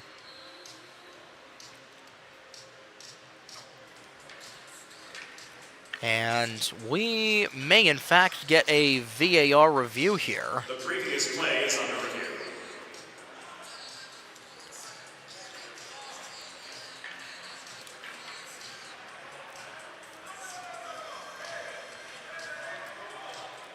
So we might be getting a review. It looks like we're going to be getting a review on that hit on to Steigerwald. Let's go into the box is Sean Cotto. He's talking with the referee. And doesn't look like we're going to get a VAR anyway. So we're a little bit of a holding pattern, trying to decipher what is going on right now. As by the looks of it, I believe Connor Chesner is in the penalty box, trying to get a look at the number on that Syracuse skater. But given the fact that Sean Cotto is in the referee's crease, I believe that is Chesner who is in the penalty box right now. It's actually going to be, no, it's Robbie Murphy. Because Murphy's still in there for the final 1 minute and 20 seconds. I completely forgot that Syracuse was still on the power play, or the penalty kill. So Murphy's still in the box. So the confusion has been whittled out here. 1:13 to go in that penalty against Robbie Murphy. And this will be skittered all the way down once again. So nothing comes of that hit there on the Sam Steigerwald. We'll expect to see him back out on the ice shortly. But trying to net something positive here, just trying to hit some net neutrality on this power play here is Kentucky, who is 0 for 2 so far. And another good poke there once again. That was Pendergrass, who just hit it a little too far away from himself, but he's able to do the job, taking a little bit more time off the clock with 43 to go in Kentucky's third power play of this afternoon. 0 for 2 so far, like we said, and have given up a shorthanded goal. So Syracuse has come alive over these last 5 minutes or so, thanks to that shorty from Nathan McLean. Patefield looking for the backhander back over to Hazelton. This will be whipped all the way down once again by Syracuse with the 17 to go in the penalty against Robbie. So Robbie Murphy will get ready to spring out of the box. That's sliced all the way down. Patefield looking to get it back over to Nate James, and now another potential chance here is trying to drive around. That's going to create a little bit of space on the other side. Saying no once again is Hogan. The puck went into the net, but the goal was waved off by the referees as Chris Fanning was trying to jam that one home. But Hogan once again saying no. We'll get another look at it here. And Hogan setting up Parker. And Fanning thought he had it once again, but the play was immediately waved dead because the whistle blew. Even though that looked a little bit like an imminent scoring opportunity. But nonetheless, we'll reset. Chesner's drive blocked upper in the opposite corner. Penalty time is up as Murphy is out of the box. We're back to 5-on-5. What a shot and what a goal! Ben Brandt from the Ovechkin office off the heel of the stick, and it's 3-1 Cuse.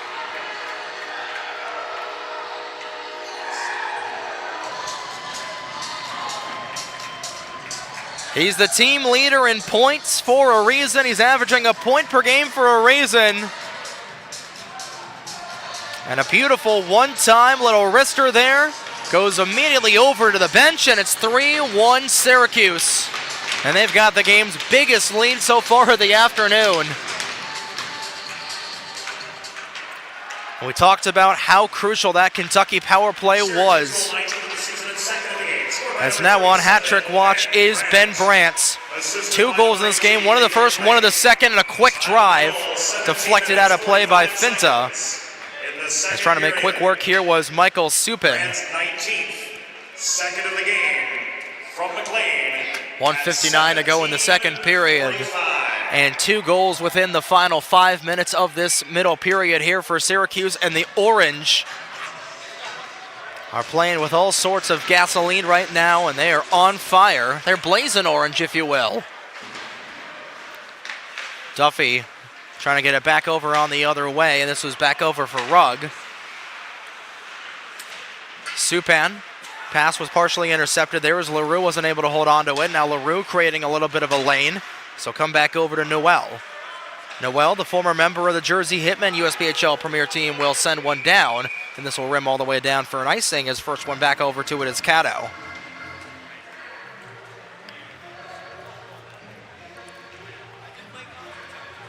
That's Nathan McLean getting the only assist on that goal.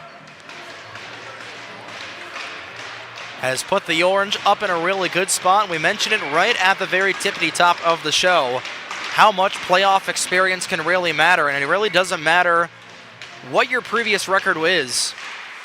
Again, you go back a couple of years ago when the Florida Panthers made the Stanley Cup Final in 2023, or even back in the old days of the ACCHL, back when the Drexel University Dragons went for broke in the 2024 ACCHL Championship, with a big win over the University of Rhode Island Rams. Doesn't really matter what you did in the regular season as long as you can play in these playoffs, and we saw it from Delaware earlier. They know how to win these playoff games. We're seeing it from Syracuse right now. Final minute of play in the second period as Syracuse with their biggest lead of the afternoon. 3 goals scored unanswered for the Orange. They've got white-hot momentum in these blazing orange uniforms that are muy fuego right now. Hogan will set things back over for Hahn, and now Hahn from his own end. That one caught right into the gear of McCormick. Fluttering puck right over the University of Delaware logo, and trying to get it back over there is Wren. Wren hit hard into the auxiliary door with time winding down, under 30 to go in the second period, and looking for one final chance here are the Wildcats, with Kentucky looking to change the mojo going into the third period. Kasapis around, puts on the brakes, rather that's Hazelton. Hazelton is able to put a drive right into the gear of AJ Finta, who will hold up. Ever since that opening goal on the first shot of the game, 15 for 15 so far, is the senior. As AJ Finta, the Bradford, Connecticut senior, has been rock steady so far with 13 and a half to go in this middle period. Hazelton won the draw initially, but now potential numbers the other way for Syracuse with time winding down. Quick shot, rebound, quickly covered by Hogan. And nearly taking it there was Bradley Parker, and he'll draw a group project to the right-hand side of the cage with 4 to go.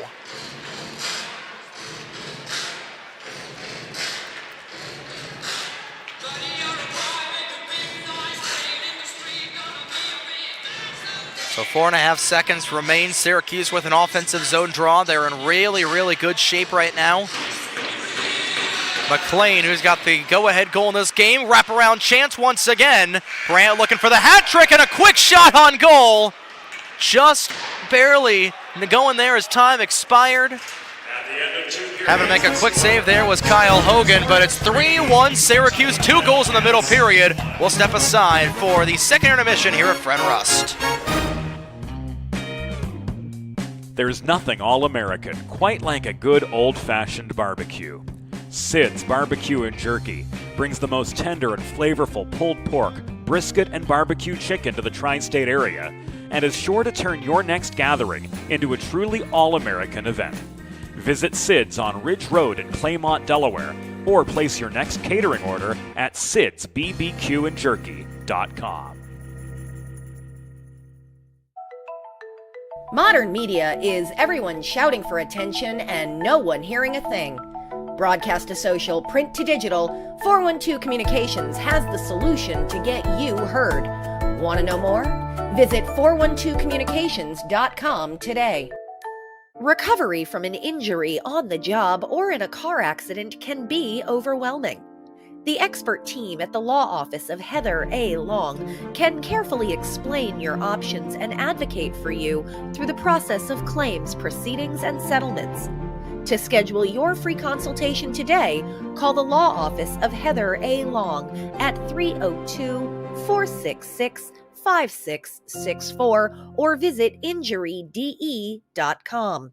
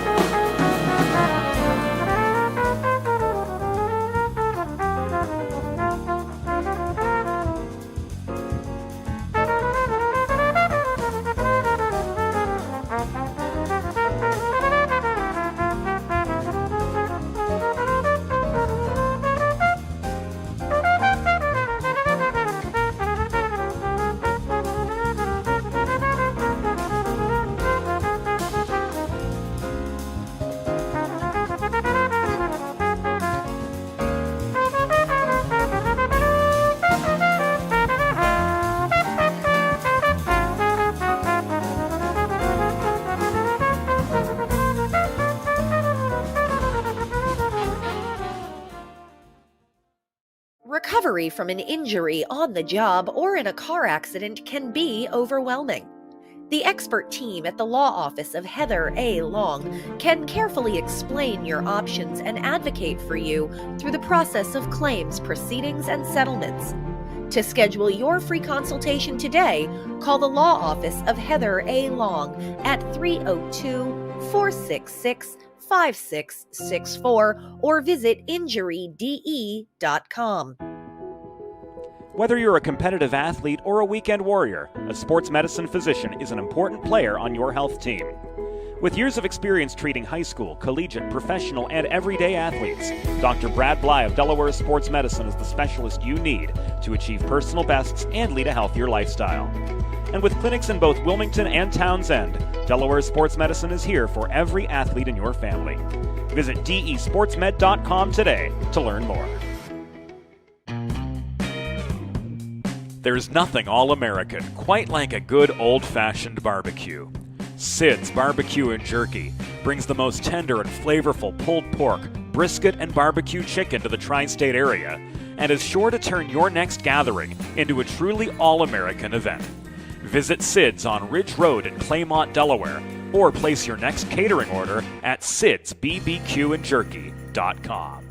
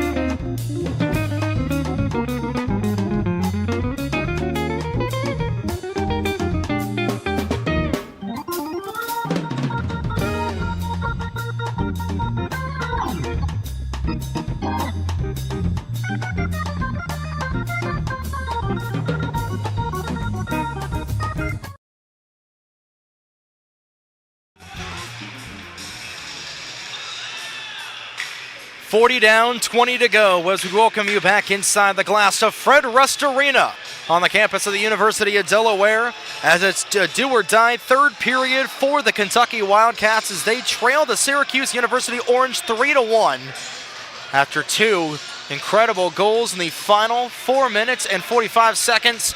And this game really tilted after Nate McLean pickpocketing that loose change like it was milk money and a short-handed goal all by himself to give Syracuse their first lead of the afternoon. And then only a few minutes later with his second goal of the day, a blast from Ben Brandt made it 3-1 to the score you see right here and right now. Syracuse in good shape, but they do say that a 2-goal lead is the worst lead to have in hockey as we get a good look at number 37 of Brandt. Team leader in points. The second goal of the afternoon for the Ottawa Ontarian senior, playing for the Victoria Cougars in the ACCHL. Gaining his 30th point of the season on those 2 goals. But here we are, to do or die, third period of play for the Wildcats, and we're underway for period number 3.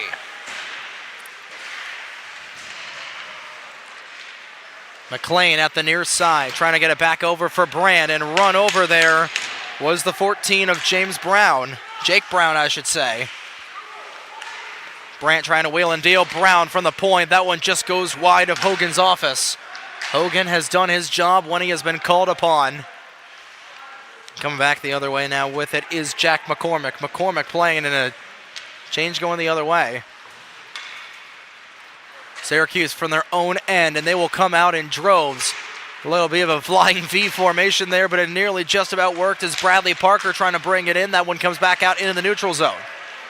Setting things up. Here comes Mark LaRue. LaRue with a shot off of the iron. As both teams can just not hit the iron, as a good keep in there for a brief moment there from the 40 of Santangelo. But Mark LaRue just a couple of inches away from beating AJ Finta and putting Kentucky right back into this contest by a goal. They trail by 2. So it's all the way down by Matt Hachemacher. As Hamacher nearly icing that puck. The Syracuse bench wanted a call. They will not get one. This one skirts over the stick of Carter Rugg. Rugg throwing the body right in the neutral zone. Santangelo had it, lost it, trying to get back on his horses. Wren lost it there. Once again to the 40 of Santangelo. Santangelo and Rugg still in a little bit of a tussle with one another. Santangelo trying to drive out, and he will. This will go all the way down, and icing will be called as Jack Noel a little far behind the 25 of Cotto. Just about 2 minutes gone in period number 3, and once again, I'd like to thank everybody for tuning in to today's broadcast and our entire full weekend slate of ACCHL Men's Division I hockey here on the 412. Big thanks to the University of Delaware for being the host of the first ever ACCHL Men's Division I tournament. And it is going to be a blast here as a blast from the point, glove down by Hogan. That was a drive from Fanning from the blue line. Trying to keep it in there as Robbie Murphy. Send things back up for Santangelo. This one goes on off of the skid of the skate and stick of Rodriguez. Rodriguez backhanding it back over to the 29 of Chinian, and Chinian the extra skater. That one goes right into the gear of the 44 of Nordwin and out of play, and Nordwin feeling that a little bit. That one right off of the right knee, I believe. He's trying to get a little bit more movement in it, but it'll remain out on the bench as we get another flyby from our avian friend.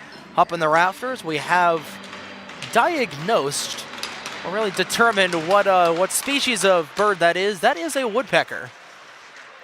For our avian friend that has been up in the rafters all afternoon long. This will be an icing call as the 217s were both racing for the vulcanized rubber, but Michael Supin able to beat out Jack McCormick.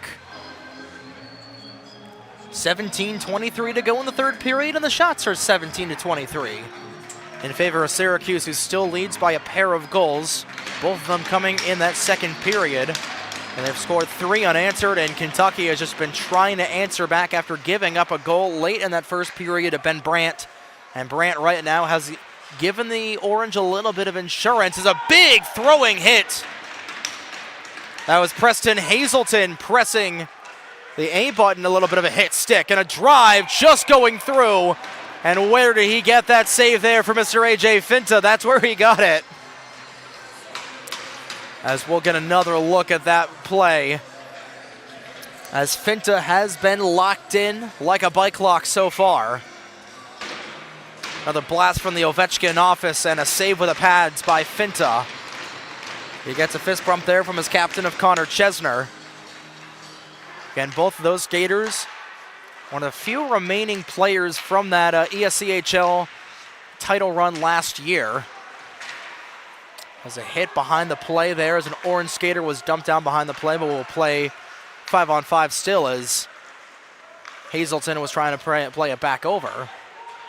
Again, you go back to last year where Connor Chesner, his shot was blocked by Ryan Rodriguez, and Rodriguez took it to the house himself for the game-winning golden goal underneath the pad of A.J. Finta, and both of those skaters knowing darn well in their minds they want that back here, and they want to get back in title contention, especially being the first year in a brand spanking new conference.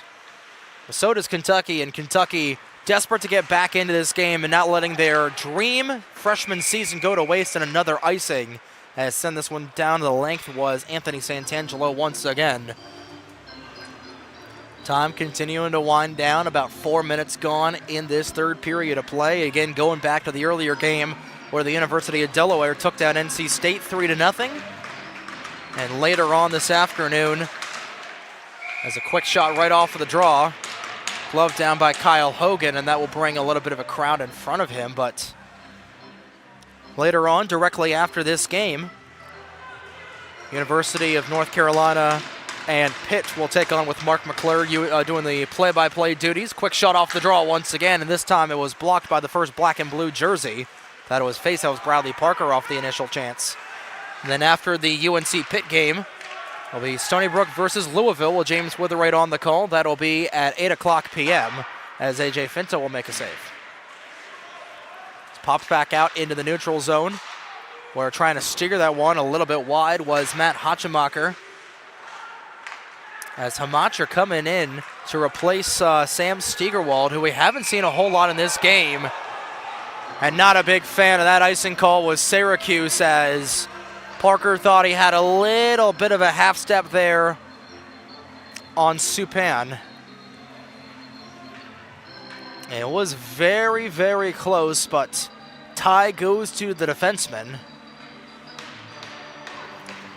And this will come back out into the Syracuse end, and Kentucky has had a couple of really good chances in this game, but ever since that first shot on goal, 18 consecutive saves out of A.J. Finta, looking for 19 here, but it will hit the other net.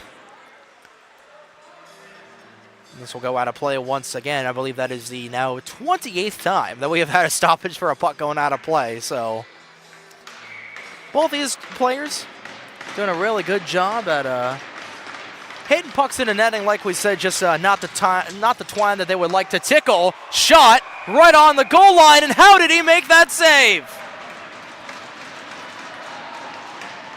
A.J. Finta pulling a rabbit right out of the pads for his 19th consecutive save of the afternoon, and we'll get another look at this. Another chance right off of a face-off. Wow, Nick Delaney thought he had Finta dead to rights.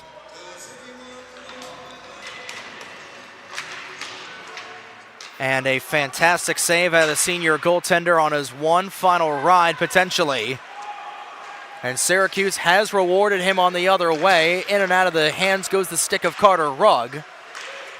Collect that twig as Delaney nearly getting run over there by Chris Fanning. Fanning and Delaney knowing each other fairly well. I don't think there's going to be any St. Patrick's Day cards exchanged between those two combatants. Now Hazelton with a chance, and that one knocked off of his stick, and now the physicality is certainly going to come into play. Just barely getting the stick out of there was A.J. Finta. And now Ty Patefield trying to get things going in the irritation category and just trying to get a little bit of mojo for this Wildcats team. But Kentucky has cooled off a lot ever since being red hot in the middle part of that second period. Go to the shots on goal. They've only able to amass 20 on the board, and AJ Finta has stopped the last 19.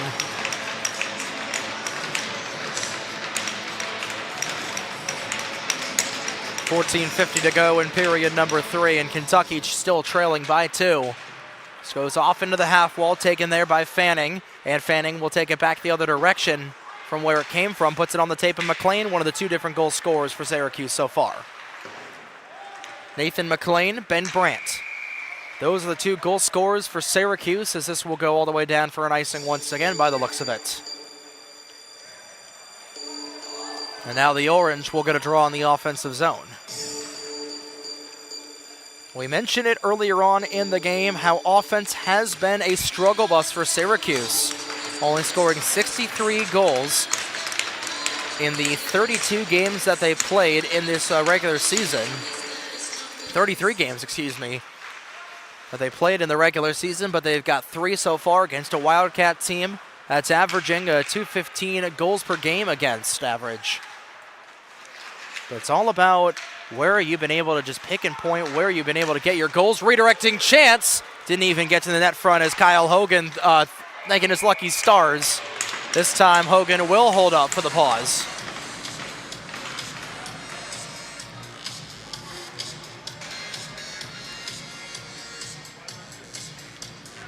And again, we saw it earlier in the NC State-Delaware game where NC State's goaltender was really playing the big hero in that contest, single-handedly keeping his team in the game. We're seeing that a lot from Kyle Hogan so far right now. 22 saves on 25 shots faced from Syracuse. And he's just looking for a little bit of offensive help. He's done his part in trying to keep the team a little bit alive, only trailing by a pair. He's got a little bit of help from the iron, but of course so does AJ Finta. Just looking for a little bit of offense. It's not going to come there as Kasapis is knocked off of the net for a brief moment. 4. And that nearly going up into our broadcaster, Joe Sindoni. As Joe, our lone operator for this second game, our lone human operator for this second game, if you don't count PD or PTZ cam, as we get a good shot from PD right here and right now.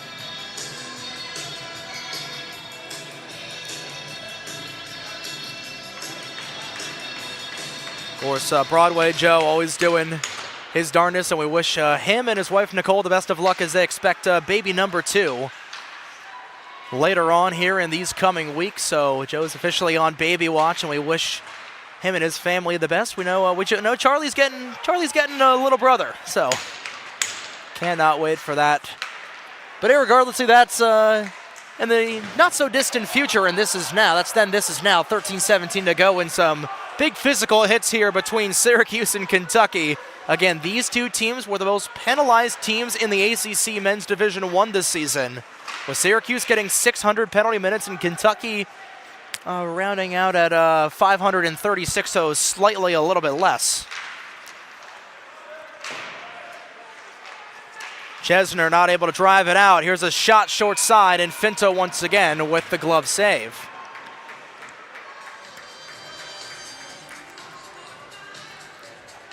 Finta has been red hot in this game ever since giving up that opening goal. Has made 20 consecutive saves in this contest, and again, you look back at this, these goaltending numbers here for Syracuse, and you look at where Finta's been through this season. Has played in 24 games, excuse me, 9-15 on the season.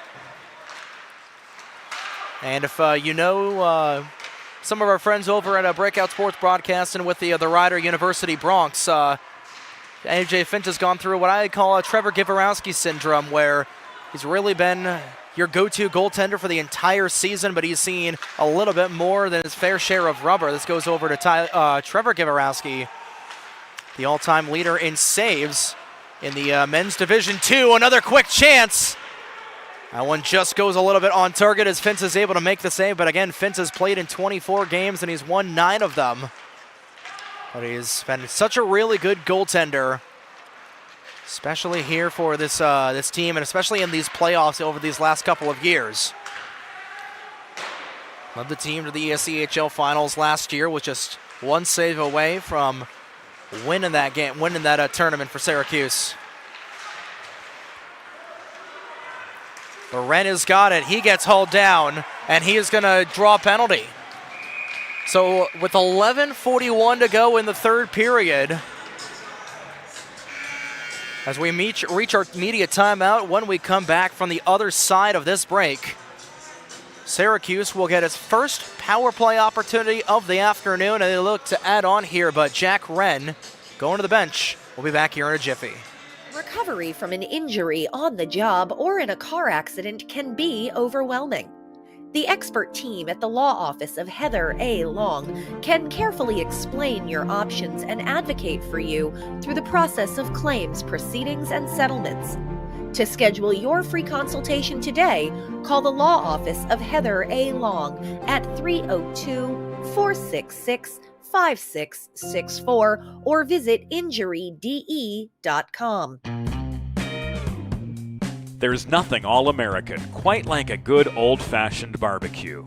Sid's Barbecue and Jerky brings the most tender and flavorful pulled pork, brisket, and barbecue chicken to the tri-state area, and is sure to turn your next gathering into a truly all-American event. Visit Sid's on Ridge Road in Claymont, Delaware, or place your next catering order at sidsbbqandjerky.com.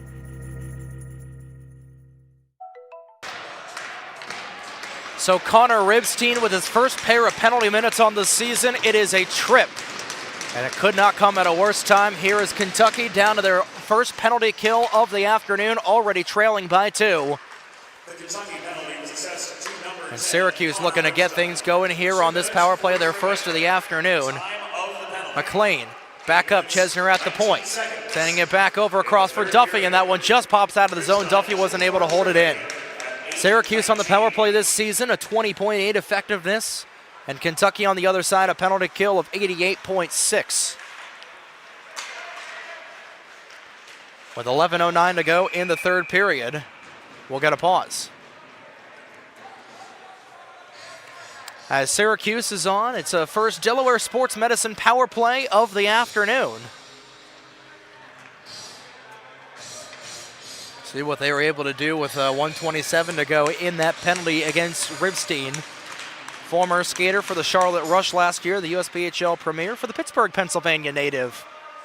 His hometown team will be taking the ice here in just about an hour or so, give or take.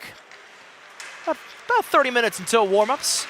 Now James Witherwright, a native Yinzer in his own, excited to be on the call, or at least be in the building for that game, as Pitt will take on Pitt, who is the number 1 seed in the North.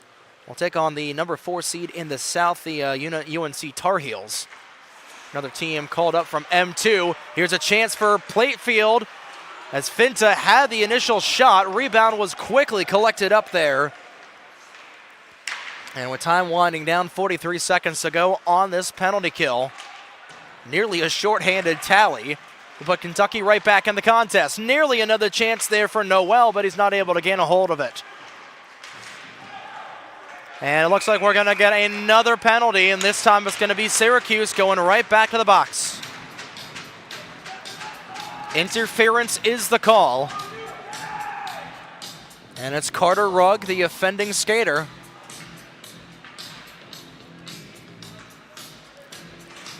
So Rugg will go to the box, the former skater for Seahawks hockey in the Eastern Hockey League. And the Hingham, Massachusetts junior will give us some 4-on-4 for the next 29 seconds, so plenty of open ice. And it looked like for a moment that we were going to be getting a timeout from Kentucky, but we will not. With 10:09 to go in the third period, we're right into the witching hour, where Kentucky is just looking for anything they can get here, and they will have a 91-second power play once the 4-on-4 will succeed, but they'll start in the offensive zone. LaRue will be chased out of the box, rather LaRue will be chased out of the dot where Patefield will win the draw anyway. So come back over to Delaney. He's got the lone goal in this game. This is back out to the neutral zone where Delaney will take it back there and he'll get it back over to himself. Plenty of open ice for both of these teams. 13 seconds to go in the penalty against Ribstein. Now the other 11, that's Cade Cook, was putting a player into the box, and we've got a couple players on top of one another. That's going to create a little bit of open space on the other side, but not able to get a quick shot off there was Kentucky. Ribstein back to the bench, and 1:25 in penalty time here against Syracuse. It's now on the Delaware Sports Medicine power play for the fourth time today. Once again are the Kentucky Wildcats, who are 0 for 3 with a shorty against. And that shorthanded goal is really where the direction of this game changed. Looking for another goal, looking for another chance here to get back in the game with 9:12 to go. Here are the Wildcats. Patefield has got it at the point. Slinging it across. Back over to Bailey. Bailey will get it over to Yelly. Yelly trying to find it back over to Hamacher. As Hamacher over at the near side corner. Trying to get it back over to Patefield, and he runs right into the 14 of Brown. This will skitter all the way down where Hogan has gone, and will play things back up for Nate James. James trying to get on his horse up to the 45 of Hamacher. Hamacher nearly hit hard into the boards there with time winding down. 30 seconds to go and the penalty against Rugg. Still holding the offensive end are the Wildcats. As Casapis has got it over at the far side, trying to take it away from him is Murphy. Casapis digging, now joining the fray is Brown. Brown in that battle, and we'll get a whistle as the referee lost sight of the puck with 13 seconds to go in the power play. 8:22 to go in regulation. And if you're located out west in the great state of Kentucky, you are praying to all the hockey gods imaginable that you are able to get back in this contest, and all you need are 2 shots on goal. They were able to get 1 goal on 1 shot on AJ Finta, but ever since then, 21 consecutive saves for Finta. And the more saves he makes consecutively, the more insane that is, and the more dialed in he looks here. With 6 seconds to go, Rugg ready to spring out of the box. And he will do so, and we're back to 5-on-5. The 4th consecutive kill for Syracuse, and they still lead by 2. Now 8 minutes to go in the third period. Kentucky still with the offensive zone, and that one just off target. Finta maybe was able to grab a little bit of a piece of it. James will keep it in at the point, looking for the redirect. That goes over. A glove pass was a hand pass neglected there by the 11 of Von Tersch, getting a piece of it for Syracuse, and this will pop back out to neutral. James has got it, takes it all the way back into his own end with Rugg hounding him like a bloodhound. Rugg laying the body, and he sets up right in the railroad tracks Delaney. Rugg taking the puck now, waiting for an option, puts a short side just through the paint and out. Kept in, Chesner with a drive, looking for the redirect, nearly went over there with a redirect from Fanning. And after the whistle, some pushing and shoving. Some more pushing and shoving as Cam Gaffney is going to get into it with the 11 of Nate James, and those two have to be separated. We've seen Gaffney in a couple of different incidences throughout this season. For the young man from East Greenwich, Massachusetts, the sophomore with 57 penalty minutes on the season, 30 of those penalty minutes coming in a single game against Niagara about a month ago. But it doesn't look like any penalties will come out of that little group project right in front of Hogan's office. Defensive zone draw for Kentucky, promptly won by the Wildcats, and trying to lift it out of here. Patefield will knock it down for LaRue, who has been kept off of the score sheet. Mark LaRue, the captain of Kentucky, trying to set it back. The net is off, and it's quickly called. That was a very, very quick whistle on what looked to be an imminent scoring chance, and the Kentucky bench cannot believe it. It looked like LaRue was going to look for just a nifty little setup back over to Gabe Rodriguez. That was Matt Hamacher.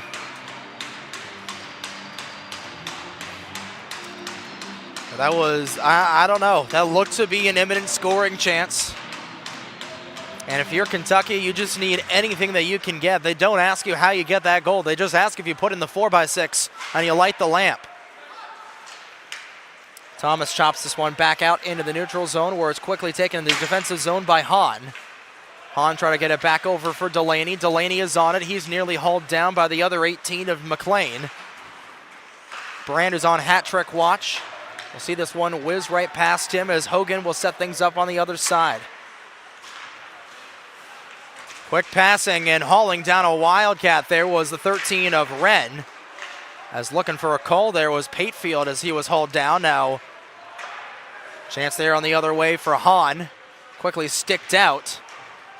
And now the physicality and the frustration beginning to boil over a little bit between these two teams with Kentucky, who came in as one of the favorites in this tournament. Potentially going home on day number 1.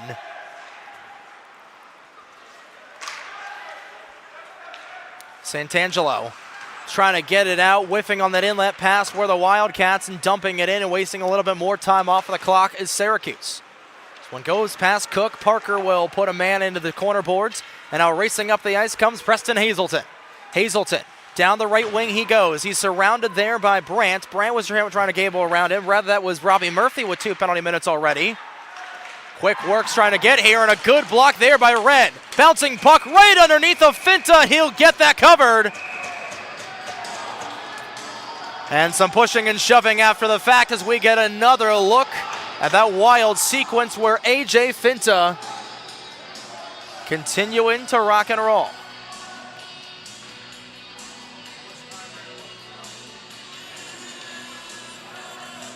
That was just a little bit of a knuckle puck that Finta was able to cover up. And now Matt Hamacher looks like he's going to go to the box. And there may have been a little time discrepancy on when the clock expired, if the clock ran a little bit longer than it should have.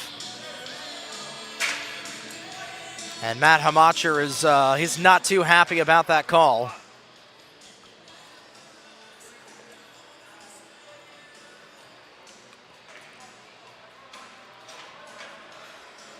As we wait to see if the clock does in fact need to be fixed here. There's currently 5:25 being displayed. We're looking at the clock, right?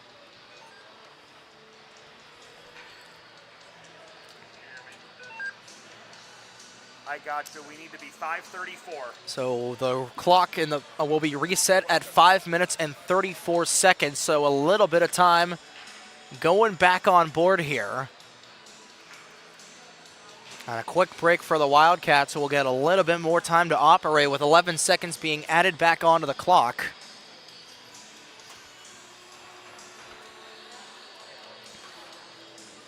And it looks like both Jack Wren and Matt Hamacher will be in the penalty box, so we'll probably play 4-on-4 potentially, depending on what the penalties will be. I believe just coincidental roughings would be, or potentially be, but it looks like we are going to go 4-on-4.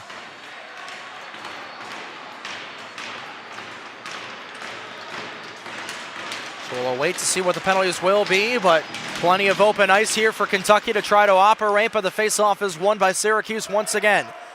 Quick speed out of Jake Brown, as Brown is able to get it back out to the neutral zone, and now potential 3-on-2 here for Syracuse. This knockdown there was a 19 of Gaffney.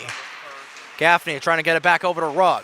Rugg, top of the point there for Nordwin, back over for Rugg. Rugg at the near side, gets the Nordwin quarterbacking. Nordwin with a chance from the point. He'll put one through traffic, and that'll be gloved down and stopped by Kyle Hogan for the pause.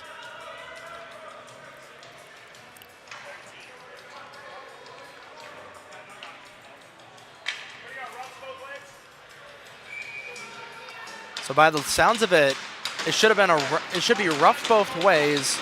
Actually, it was going to be, so it looks like it's going to be a rough against Jack Wren and a cross-check against Matt Hamacher. So that's why they were not coincidental. That's why we're playing 4-on-4 for the next 91 seconds. But irregardlessly, Kentucky trying to just get it out of their own end of the ice. They're having a lot of trouble with it, but finally, LaRue will get it out of his own side. Quickly taking it back in and blowing a tire there was Connor Chesner. He's able to get right back up to the knives. Lobby not able to steer it around McLean. And McLean, along with the 14 of Brown, trying to keep it in the offensive end, and Syracuse continue to pressure here on the 4-on-4. Halfway home through the 4-on-4, and the roughing and cross-checking Miners assess 2 skaters on either side, and now Kentucky will finally take it into the offensive end. Jake Brown pins a Wildcat into the corner boards. That was Nate James, I believe, who was being pinned. Fight for the puck on the other side, and taking a little bit of a spill there was Rugg, who wanted a call. So we approach the final 4:12. We're past the final 4:12 here on the 412 communications coverage of the Delaware Hockey Network. Potential 2-on-1 brewing, and Gaffney, who was looking to light the lamp for the first time in actuality today, puts a little too much pitch in the wedge and will put it up into the netting.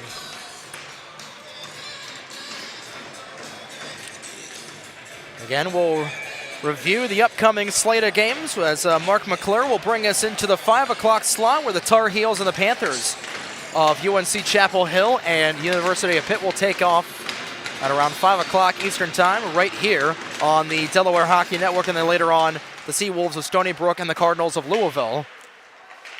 We'll kick off at 8 o'clock here. A very, very long day of action here at Fred Rust Arena. But 3:46 to go in the third period, and Kentucky just looking to extend those start times a little bit more if they're able to put this baby into overtime. 2 goals away from tying it, 3 goals away from taking the lead. Hahn sending it across, but Patefield just a little bit offside. And with 3:32 to go in the third period, this will come back out to the neutral zone. And you gotta wonder that once Kentucky gets something in the offensive zone with under 4 minutes to go, I imagine that's when Tim Pergram will use his timeout and will pull Kyle Hogan for the extra skater down by a pair. The Syracuse just trying to hold on here for the final 3 minutes and 21 seconds, and this is a team that is just do or die this weekend down in Delaware. Or if you'll win. So it looks a little bit offside, but they'll play on here. It was caught in the skates of Cook, and somehow able to grab a rabbit out of there was Kyle Hogan. He will hold on for the stoppage with 3:07 to go in the third. But again, Syracuse not making the national tournament. We get another look at that play. And it was Wren who sent it in, and Cook had no idea where it was, and just somehow ended up right in front of Kyle Hogan. And Hogan will make the pause, and Syracuse is trying to hold on here for the next 3:02. Again, this team did not make the national tournament, so this is the end of their road this weekend down in Delaware. And they're going to do everything in their power to try to get back. This will go up out of play for about the 40th time in this contest. Again, we'd like to thank all the staff here as we reach the halfway point through this Friday afternoon festivities here at the Fred Russ Ice Arena. But for Joe Sindoni, our videographer for both games today, for James Witherite, the man who does pretty much everything else, PA, organ, TD, producing, you name it, James Witherite does it. Except stealing coffee, that's one thing he doesn't do. 2:40 to go in the third period. Time continuing to wind down for the Wildcats. It looked like it was going to be all Kentucky as they got the first goal on their first shot on the AJ Finta, but ever since that point, Finta has been locked in. He has been in the zone all afternoon long, and he has been rewarded with a lot of offense. 2 goals from Ben Brandt, and the go-ahead goal right now, and that shorthanded tally from Nathan McLean has made it a 3-1 lead so far. As Chesner had a shot that ricocheted off of his skate there. Actually, that was Chris Fanning. Had a shot ricochet off of his skate. Down to under, sticks high in the air. 2 minutes to go in this period. Kentucky cannot get it out of their own end. Looking for a chance. Looking for the hat trick there was Brandt, and he just missed. Rather, that was Chesner who was looking to put a goal in as the captain as he got tied up with Patefield. Trying to drive around there was Parker. Down in the final 90 seconds of the third period, and Kentucky needing a miracle here if they want to get back in. Hogan still in his net, and we're going to get a whistle.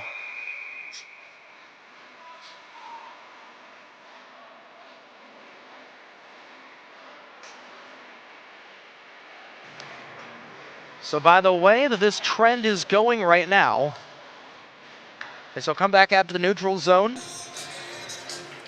not only would the lower seed in a contest be 2 for 2 so far today, this weekend, but stalwart M1 programs would be 2 for 2 as well, despite being the lower seeds. Hogan wanted an icing. He's not going to get it. 1:14 to go in regulation, and Kentucky trailing by a pair. Hahn will give himself a little bit of space, but the Wildcats definitely need to work a little bit quicker than this if they want to get back here. Hogan remains in his cage. 1 minute to go in period number 3. 1 minute, remaining in the period. 1 minute. It's do or die, 60 seconds for the Kentucky Wildcats. They try to keep this Cinderella freshman season going. Instead, it's taken by Jack Wren. Wren looking to go around Hogan with the save. And can his team respond in kind? Syracuse will take it back out to the neutral zone. Will be taken here by Cato. Cato will line it all the way down. 34 seconds to go in regulation, and Kentucky looking for one last gas as we'll go the length of the ice. Icing waved off. More precious seconds ticking off in favor of Syracuse. Talked about the poor taste in the mouth out of the Orange last year, losing in overtime to the University of Delaware. It looks like those two may be on a partial collision course this weekend. We might get chapter number 2 of that battle as the final seconds will tick off. The number 4 seed in the North Division is moving on to the semifinals as the Syracuse Orange upset the University of Kentucky Wildcats 3-1 your score. A.J. Finta, 22 consecutive saves to backstop his team to the Final Four tomorrow afternoon. And that previous M1 playoff experience coming home in spades for Syracuse. And this Cinderella freshman season will come to an end for the Wildcats. Fans, it's time for the 3 stars of the game, brought to you by Sid's Barbecue and Jerky. Today's number 3 star with a goal and an assist for Syracuse, number 18, Nathan McLean. The number 2 star with 22 saves in victory, number 40, A.J. Finta. And the number 1 star of the game, with 2 of Syracuse's 3 goals, number 37, Ben Brandt. So we can officially cue the Bon Jovi in our Friday fun day here in Newark, Delaware, as we've got 2 games done, 2 to go. As coming up here shortly, the University of North Carolina Tar Heels will take on the Pitt Panthers. Mark McClure will be on the broadcast call of that, but on behalf of everybody, for Broadway Joe Sindoni, for Molly Joe Rosen, for James Witherite, my name is Trey Wright, saying so long from Newark, Delaware. Your final score in semifinal game number 2 of the weekend: the Syracuse University Orange 3 and the University of Kentucky Wildcats 1. Thank you all so much for coming and tuning in to today's broadcast here on the Delaware Hockey Network, presented by the 412. On behalf of everybody here at the 412, say good day, good night. We'll see you in the back end of this weekend.